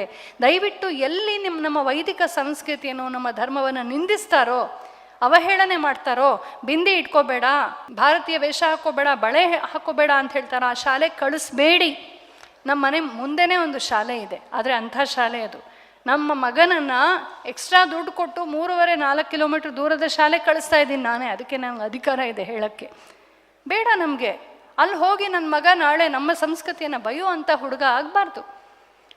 ನಮ್ಮ ದೇಶದ ಬಗ್ಗೆ, ನಮ್ಮ ವೇಷಭೂಷಗಳ ಬಗ್ಗೆ ಎಲ್ಲ ಮನಸ್ಸಲ್ಲಿದ್ದರೆ ಸಾಕು. ಇಲ್ಲ, ಎಷ್ಟೋ ಸಲ ದುಃಖ ಆಗುತ್ತೆ. ಕೃಷ್ಣ ಮಠಕ್ಕೆ ಬರೋರು ಹೇಗೆ ಬರಬೇಕು, ಕೃಷ್ಣನ ಸನ್ನಿಧಿಗೆ ಹೇಗೆ ಬರಬೇಕು? ಎಲ್ಲೋ ಮಾಲಿಗೆ ಹೋದಂಥ ವೇಷಭೂಷದಲ್ಲಿ ಬರಬಾರ್ದು ನಾವು. ಸಾಕ್ಷಾತ್ ಪರಮಾತ್ಮನ ಸನ್ನಿಧಿಗೆ ಹೇಗೆ ಬರಬೇಕು? ನಮ್ಮ ವೇಷದಲ್ಲಿ ಬರಬೇಕು. ನಾವು ಮಕ್ಕಳಿಗೆ ಆ ಟ್ರೈನಿಂಗ್ ಕೊಡಬೇಕು, ಸ್ಕೂಲ್ಗಳಲ್ಲಿ ಹೇಳ್ಕೊಡ್ಬೇಕು, ಭಾರತೀಯ ವೇಷದಲ್ಲಿ ಬರಬೇಕು. ಪುರುಷರು ದಯವಿಟ್ಟು, ಬರೀ ಸ್ತ್ರೀಯರಿಗಲ್ಲ, ಪುರುಷರು ಅಷ್ಟೇ, ನಿಮ್ಮ ಬ್ಯಾಗಲ್ಲಿ ಯಾವಾಗಲೂ ಒಂದು ಪಂಚೆ ಇಟ್ಕೊಂಡಿರಿ. ಬಂದ ತಕ್ಷಣ ವೇಷ ಬದಲಾಯಿಸ್ಕೋಬೇಕು. ಮಠಕ್ಕೆ ಹೇಗೆ ಬರಬೇಕು, ದೇವಸ್ಥಾನ, ಇದೆಲ್ಲ ಸಂಸ್ಕೃತಿ. ಇದನ್ನೆಲ್ಲ ಬಿಡಿಸ್ಬಿಟ್ಟಿದ್ದಾರೆ. It's all in the mind. ನೋಡಿ, ಗುರುದ್ವಾರಕ್ಕೆ ಹೋಗೋರು ಹೆಂಗೆ ಹೋಗ್ತಾರೆ, ಕಡಿ ಹೊಡಿ ಬಡಿ ಅನ್ನೋ ಮತಗಳು ಹೆಂಗೆ ಹೋಗ್ತಾರೆ ಅವರವರ ಮತದ ಸ್ಥಾನಕ್ಕೆ. ನಾವು ಕೂಡ ಅದನ್ನು ಪಾಲಿಸ್ಬೇಕು. ಒಂದೇ ಸಮನೆ ಆ ಒಂದು ನಮಗೆ ಒಂದು ದುರುಪದೇಶ ಆಗ್ತಾ ಇದೆ, ಅದನ್ನು ತಡಿಬೇಕು. ನಾವು ನಮ್ಮ ವೇಷವನ್ನು, ಭಾಷೆಯನ್ನು, ಕನ್ನಡವನ್ನು ಉಳಿಸ್ಕೊಳ್ಬೇಕು, ಸಂಸ್ಕೃತಿಯನ್ನು ಉಳಿಸ್ಕೊಳ್ಬೇಕು, ಸಂಸ್ಕೃತವನ್ನು ಉಳಿಸ್ಕೋಬೇಕು, ಆಹಾರ ಪದ್ಧತಿಯನ್ನು ಉಳಿಸ್ಕೊಳ್ಬೇಕು. ಎಷ್ಟು ಸಂತೋಷವಾಯಿತು, ಬೆಳಗಿಂದ ಗೋವಿನ ಬಗ್ಗೆ ಎಷ್ಟು ವಿಚಾರಗಳು ಕೇಳ್ತಾ ಇದ್ದಾರೆ. ಅಯ್ಯೋ, ಇಷ್ಟೆಲ್ಲ ಗೊತ್ತೇ ಇಲ್ವಲ್ಲ ಅಂತ ಅನಿಸುತ್ತೆ. ನಮ್ಮ ದೇಶದ ಬಗ್ಗೆ ತಿಳ್ಕೊಳ್ಳೋಕ್ಕೆ ಬೇಕಾದಷ್ಟಿದೆ. ಆ ಎಲ್ಲ ಜ್ಞಾನವನ್ನು ತಂದು ಮಕ್ಕಳಿಗೆ ಹೇಳಬೇಕು, ಮುಕ್ತವಾಗಿ ಹೇಳಬೇಕು. ಎಲ್ಲರ ಬಾಯಿಯಲ್ಲಿ, ನಮ್ಮ ಬಾಯಿ ತುಂಬ ನಮ್ಮ ದೇಶ, ನಮ್ಮ ಸಂಸ್ಕೃತಿ, ಇದು ನಲಿದುಲಿದು ನರ್ತಿಸಬೇಕು. ಅಂಥ ಒಂದು ಸಂಕ್ರಮಣದ ಕಾಲ ಈಗ ಬಂದಿದೆ. ಒಂಥರ ಯೂಟರ್ನ್ ಆಗ್ತಿದೆ, ನೀವೆಲ್ಲ ಗಮನಿಸಿರ್ಬೋದು. ಒಂದು ಸಣ್ಣ ಯೂಟರ್ನ್ ಆಗ್ತಿದೆ. ನಾವೆಲ್ಲರೂ ಸೇರಬೇಕಾಗತ್ತೆ. ಅಂಥ ಒಂದು ಶಕ್ತಿಯನ್ನು ಭಗವಂತ ನಮಗೆ ಕರುಣಿಸ್ತಾನೆ. ಮತ್ತು ಆಚೆಯಿಂದ ವೈಚಾರಿಕ ಆಕ್ರಮಣ ಮುಖ್ಯವಾಗಿ ಆಗ್ತಾ ಇದೆ. ಆ ವೈಚಾರಿಕ ಆಕ್ರಮಣವನ್ನು ನಾವು ನಿಜಕ್ಕೂ ತಡಿಬೇಕಾಗಿದೆ. ಹೋಳಿ ಹಬ್ಬ ಬಂದ ತಕ್ಷಣ ನೀರು ವೇಸ್ಟು ಅಂತ ಹೇಳೋದು, ದೀಪಾವಳಿ ಬಂದರೆ ಪಟಾಕಿಯಿಂದ ವಾಯು ಮಾಲಿನ್ಯ ಹೇಳೋದು. ಯಾಕೆ? July 4th American independence day, ಅವತ್ತೊಂದು ದಿನ ಸರ್ಕಾರ ಕೃಪಾಪೋಷಿತವಾಗಿ ಅವರು ಸುಡುವಂಥ ಆ ಪಟಾಕಿಗಳು ನಮ್ಮ 3 ದಿನದ ದೀಪಾವಳಿಯ ಪಟಾಕಿಗಿಂತ 10 ಪಟ್ಟು ಅಂತ ಕೆಲವು ಸಮೀಕ್ಷೆಗಳು ಹೇಳುತ್ತವೆ. ಯಾರಾದರೂ ಪ್ರಶ್ನೆ ಮಾಡ್ತಾರಾ? ಧೈರ್ಯ ಇದೆಯಾ? ಹೊಡೆಯೋ ಬಡಿಯೋ ಹಬ್ಬಗಳೆಲ್ಲ ಇದೆಯಲ್ಲ, ಅಥವಾ ಮರ ಕಡಿಯೋ ಹಬ್ಬ ಇನ್ನೇನು ಬರುತ್ತಲ್ಲ, ಅದಕ್ಕೆಲ್ಲ ಯಾರಾದ್ರು ಪ್ರಶ್ನೆ ಮಾಡ್ತಾರಾ? ಹಿಂದೂ ಹಬ್ಬಗಳಿಗೆ ಮಾತ್ರ ಇದು ಬಂದ್ಬಿಡುತ್ತೆ. ಹಾಗಾಗಿ ಯಾಕೆ ಬಗ್ಗದವನಿಗೊಂದು ಗುದ್ದು ಜಾಸ್ತಿ ಅಂತ. ನಾವು ದೇಶಕ್ಕಾಗಿ ಸೇರಬೇಕು. ವರ್ಣ, ಲಿಂಗ, ತಾರತಮ್ಯ ಪಕ್ಕಕ್ಕಿಟ್ಟು ಒಂದಾಗಿ ಸೇರಬೇಕು. ನಾವೆಲ್ಲ ಒಂದೇ, ಅವರವರ ವರ್ಣವನ್ನು ಅವರವರ ಕುಲ ಪದ್ಧತಿಯನ್ನು ನಾವು ಸಂತೋಷವಾಗಿ ಮಾಡೋಣ, ಅದು ಮನೆಯೊಳಗೆ. ಆದರೆ ಹೊಸಲಿಂದ ಆಚೆ ಬಂದ ತಕ್ಷಣ ಇಡೀ ದೇಶ ಒಂದು. ಶ್ರೀಕೃಷ್ಣ ಪರಮಾತ್ಮ ತನ್ನ ಸಂಸಾರದೊಂದಿಗೆ ದ್ವಾರಕೆಯಲ್ಲಿ ಆರಾಮಾಗಿರದೆ ಅಲ್ಲೆಲ್ಲೋ ಹಸ್ತಿನಾವತಿಯಲ್ಲಿ ಪಾಂಡವರಿಗೆ ಕೌರವರಿಂದ ಅನ್ಯಾಯವಾದರೆ ಎಲ್ಲವನ್ನೂ ಬಿಟ್ಟು ಹೋಗಿ ತಿಂಗಳುಗಟ್ಟಲೆ ವರ್ಷಗಟ್ಟಲೆ ಜೊತೆಲಿದ್ದು ಕಾಪಾಡಲಿಲ್ವಾ? ಸಹಾಯ ಮಾಡಲಿಲ್ವಾ? ಅರ್ಜುನನ ಡ್ರೈವರ್ ಆಗಲಿಲ್ವಾ? ಪರಮಾತ್ಮನೇ ಮಾಡಿ ತೋರಿಸಿದ್ದಾನೆ. ಅಲ್ಲೆಲ್ಲೋ ಸೀತೆಯನ್ನು, ರಾಮನ ಹೆಂಡತಿ, ರಾಮ ನಾರ್ತ್ ಇಂಡಿಯನು, ಸೀತೆ ನೇಪಾಳಿ, ಅವಳನ್ನು ರಾವಣ ಶ್ರೀಲಂಕಾದವನು ಕತ್ಕೊಂಡು ಹೋದಾಗ ನನಗೆ ಯಾಕೆ ಅಂತ ಕನ್ನಡಿಗನಾದ ಹನುಮಂತ ಸುಮ್ಮನಿದ್ನಾ? ಅವನು ಹೋಗಲಿಲ್ವಾ? ನಾವು ರಾಮಾಯಣ ಮಹಾಭಾರತ ಓದ್ತೀವಿ, ಮೆಸೇಜ್ ತೆಗೆದುಕೋಬೇಕು ನಾವು. ಸರ್ವಭೂತ ಹಿತೇರತಾಹ ಅಂತ ಭಕ್ತನ ಲಕ್ಷಣಗಳಲ್ಲಿ ಶ್ರೀಕೃಷ್ಣ ಹೇಳ್ತಾನೆ. ದೇಶ ಧರ್ಮಗಳ ಒಂದು ಉಳಿವಿಗಾಗಿ, ಬೆಳವಣಿಗೆಗಾಗಿ ನಾವೆಲ್ಲರೂ ಸೇರುವಂಥ ವಿಶೇಷ ಕಾಲ ಈಗ ಸನ್ನಿಹಿತವಾಗಿದೆ. ಇಂಥ ಮಠ ಮಂದಿರಗಳ ಆಶ್ರಯದಲ್ಲಿ ವಿಶೇಷವಾಗಿ ಅದಕ್ಕೆ ಶಕ್ತಿ ಇದೆ. ನಾವು ಮನೇಲಿ ಕೂತ್ಕೊಂಡು ಇಷ್ಟಿಷ್ಟೆಲ್ಲ ಮಾಡೋಕ್ಕಾಗಲ್ಲ. ಇಂಥ ಕಡೆ ಸೇರಬೇಕು, ಹೆಚ್ಚಿನ ಸಂಖ್ಯೆಯಲ್ಲಿ ಸೇರಬೇಕು. ಹೇಗೆ ಸೇರಬೇಕೋ ಹಾಗೆ ಸೇರಬೇಕು. ದಯವಿಟ್ಟು ಎಲ್ಲ ನಮ್ಮ ಮಠ ಮಂದಿರಗಳಲ್ಲಿ ಬೋರ್ಡ್ ಹಾಕಬೇಕು, ಭಾರತೀಯ ವೇಷದಲ್ಲಿ ಬನ್ನಿ, ಭಾರತೀಯ ಕೆಲವು ಸಂಹಿತೆಗಳನ್ನು ಪಾಲಿಸಬೇಕು. ನಾವು ಆ ರೀತಿಯ ಆಚಾರ ವಿಚಾರಗಳನ್ನು ನಾವು ಪಾಲಿಸಬೇಕು, ಅಸರ್ಟಿವ್ ಆಗಿ ಮಾಡಬೇಕಾಗತ್ತೆ. ಹಾಗೆ ಮಾಡೋಣ. ಎಲ್ಲ ಮನಸ್ಸಲ್ಲಿದ್ದೇನೆ, ಮನೆಯಲ್ಲೇ ಇರ್ಬೋದಲ್ಲ. ಮಠಕ್ಕೆ ಅಂತ ಬಂದಾಗ, ಮಂದಿರಕ್ಕೆ ಅಂತ ಬಂದಾಗ, ದೇಶಕ್ಕೆ ಅಂತ ಮಾಡಿದಾಗ, ಫ್ರಮ್ ಬಿಂದಿ ಟು ವೇದಾಂತ ಅಂತ ನಾನು ಹೇಳ್ತಿರ್ತೀನಿ. ಕುಂಕುಮದಿಂದ ಹಿಡಿದು ವೇದಾಂತದವರೆಗೂ ಭಾರತೀಯತೆಯನ್ನು, ಭಾರತೀಯ ಭಾವವನ್ನು, ಸನಾತನ ಸಂಸ್ಕೃತಿಯನ್ನು, ಎಲ್ಲವೂ ಅರ್ಥಪೂರ್ಣವಾದದ್ದು, ಸುಂದರವಾದದ್ದು. ಅದು ನಮ್ಮ ಐಡೆಂಟಿಟಿ, ಅದು ನಮ್ಮ ಅಸ್ಮಿತೆ, ಅದು ನಮ್ಮ ಸಾಂಸ್ಕೃತಿಕ ಅಸ್ಮಿತೆ, ನಮ್ಮ ಗುರುತು, ನಮ್ಮ ಹೆಗ್ಗುರುತಾಗಿದೆ. ಅದನ್ನೆಲ್ಲ ಉಳಿಸ್ಕೊಳ್ಳೋಣ, ಬೆಳೆಸ್ಕೊಳ್ಳೋಣ. ಪಶ್ಚಿಮದವರು ತಲೆ ಕೆಟ್ಟಾಗ ಅವ್ರಿಗೂ ಶಾಂತಿ ಕೊಡೋಕ್ಕೆ ಭಾರತೀಯರೇ ಮುಂದಾಗಬೇಕಾಗತ್ತೆ. ನಮ್ಮ ಯೋಗ, ನಮ್ಮ ಆಯುರ್ವೇದ, ನಮ್ಮ ಸಂಗೀತ, ನಮ್ಮ ವೇದಾಂತ ಅವ್ರಿಗೆ ಶಾಂತಿ ಕೊಡುತ್ತೆ. ಹಾಗಾಗಿ ಇಂಥ ದೇಶದಲ್ಲಿ ಹುಟ್ಟಿದಂಥ ನಮಗೆ ಒಂದು ಹೆಚ್ಚಿನ ಜವಾಬ್ದಾರಿ ಇದೆ. ಋಷಿ ಪ್ರಣೀತವಾದ ಈ ಸಂಸ್ಕೃತಿಯನ್ನು ಅರ್ಥ ಮಾಡ್ಕೊಳ್ಳೋಣ. ನಮ್ಮ ಮಕ್ಕಳನ್ನು ಭಾರತೀಯತೆಯನ್ನು ಕಲಿಸುವಂಥ ಶಾಲೆಗಳಿಗೆ ಹಾಕೋಣ, ಅಥವಾ ನಾವೇ ಅಂಥ ಶಾಲೆಗಳನ್ನು ಪ್ರಾರಂಭ ಮಾಡೋಣ. ಏನಕ್ಕೇನ ಪ್ರಕಾರೇಣ ನಾವು ಇವತ್ತು ನಮ್ಮ ಈ ಆರ್ಷ ಸಂಸ್ಕೃತಿಯನ್ನು ಉಳಿಸುವಂಥ, ಬೆಳೆಸುವಂಥ ಕಡೆಗೆ ಪ್ರಯತ್ನ ಮಾಡೋಣ. ಪ್ರಯತ್ನ ಅಷ್ಟೇ ನಮ್ಮದು, ಮಾಡಿಸೋನೆಲ್ಲ ಭಗವಂತ. ಆದರೆ ನೋಡಿ, ಪಾಂಡವರೆಲ್ಲ ಒಗ್ಗೂಡಿ 7 ಅಕ್ಷೋಹಿಣಿ ಸೈನ್ಯ, ಎಲ್ಲ ಸಜ್ಜನರೆಲ್ಲ ಒಗ್ಗೂಡಿ ನಿಲ್ಲೋವರೆಗೂ ಕೃಷ್ಣ ಪರಮಾತ್ಮ ನೋಡ್ತಾ ಇದ್ದ. ಆಮೇಲೆ ಬಂದ ಸಾರಥ್ಯ ವಹಿಸೋದಕ್ಕೆ. ನಾವು ಏನೂ ಮಾಡದೆ ಕೂತಿದ್ರೆ, ಸೋಮಾರಿಗಳಾದರೆ ಭಗವಂತ ನಮ್ಮ ಸಹಾಯಕ್ಕೆ ಬರಲ್ಲ. ಪುರುಷ ಪ್ರಯತ್ನ ಏನೂ ಅಲ್ಲ ದೈವ ಕೃಪೆಯ ಮುಂದೆ. ಆದರೆ ಒಂದು ಹೆಜ್ಜೆಯನ್ನಿಟ್ಟಂತೆ ನಮ್ಮ ಅಹಂಕಾರವನ್ನು ಬಿಟ್ಟು, ದೇಶ ಧರ್ಮಕ್ಕಾಗಿ ನಮ್ಮ ಸುಖವನ್ನು ಬಿಟ್ಟು, ಕಂಫರ್ಟ್ ಝೋನ್ ಅದನ್ನು ಬಿಟ್ಟು ಒಂದು ಹೆಜ್ಜೆ ನಾವು ಮುಂದೆ ಹಾಕಿದಾಗ ಭಗವಂತ ಅಪಾರವಾದ ಒಂದು ಸಹಯೋಗವನ್ನು ಕೊಟ್ಟು ಮಾಡಿಸ್ಬಿಡ್ತಾನೆ ಸತ್ಕಾರ್ಯವನ್ನು. ಇವತ್ತು ನಾವೆಲ್ಲ ಸನಾತನ ಧರ್ಮದವರು ಜಾಗೃತವಾಗಬೇಕಾಗಿದೆ, ಒಗ್ಗೂಡಬೇಕಾಗಿದೆ.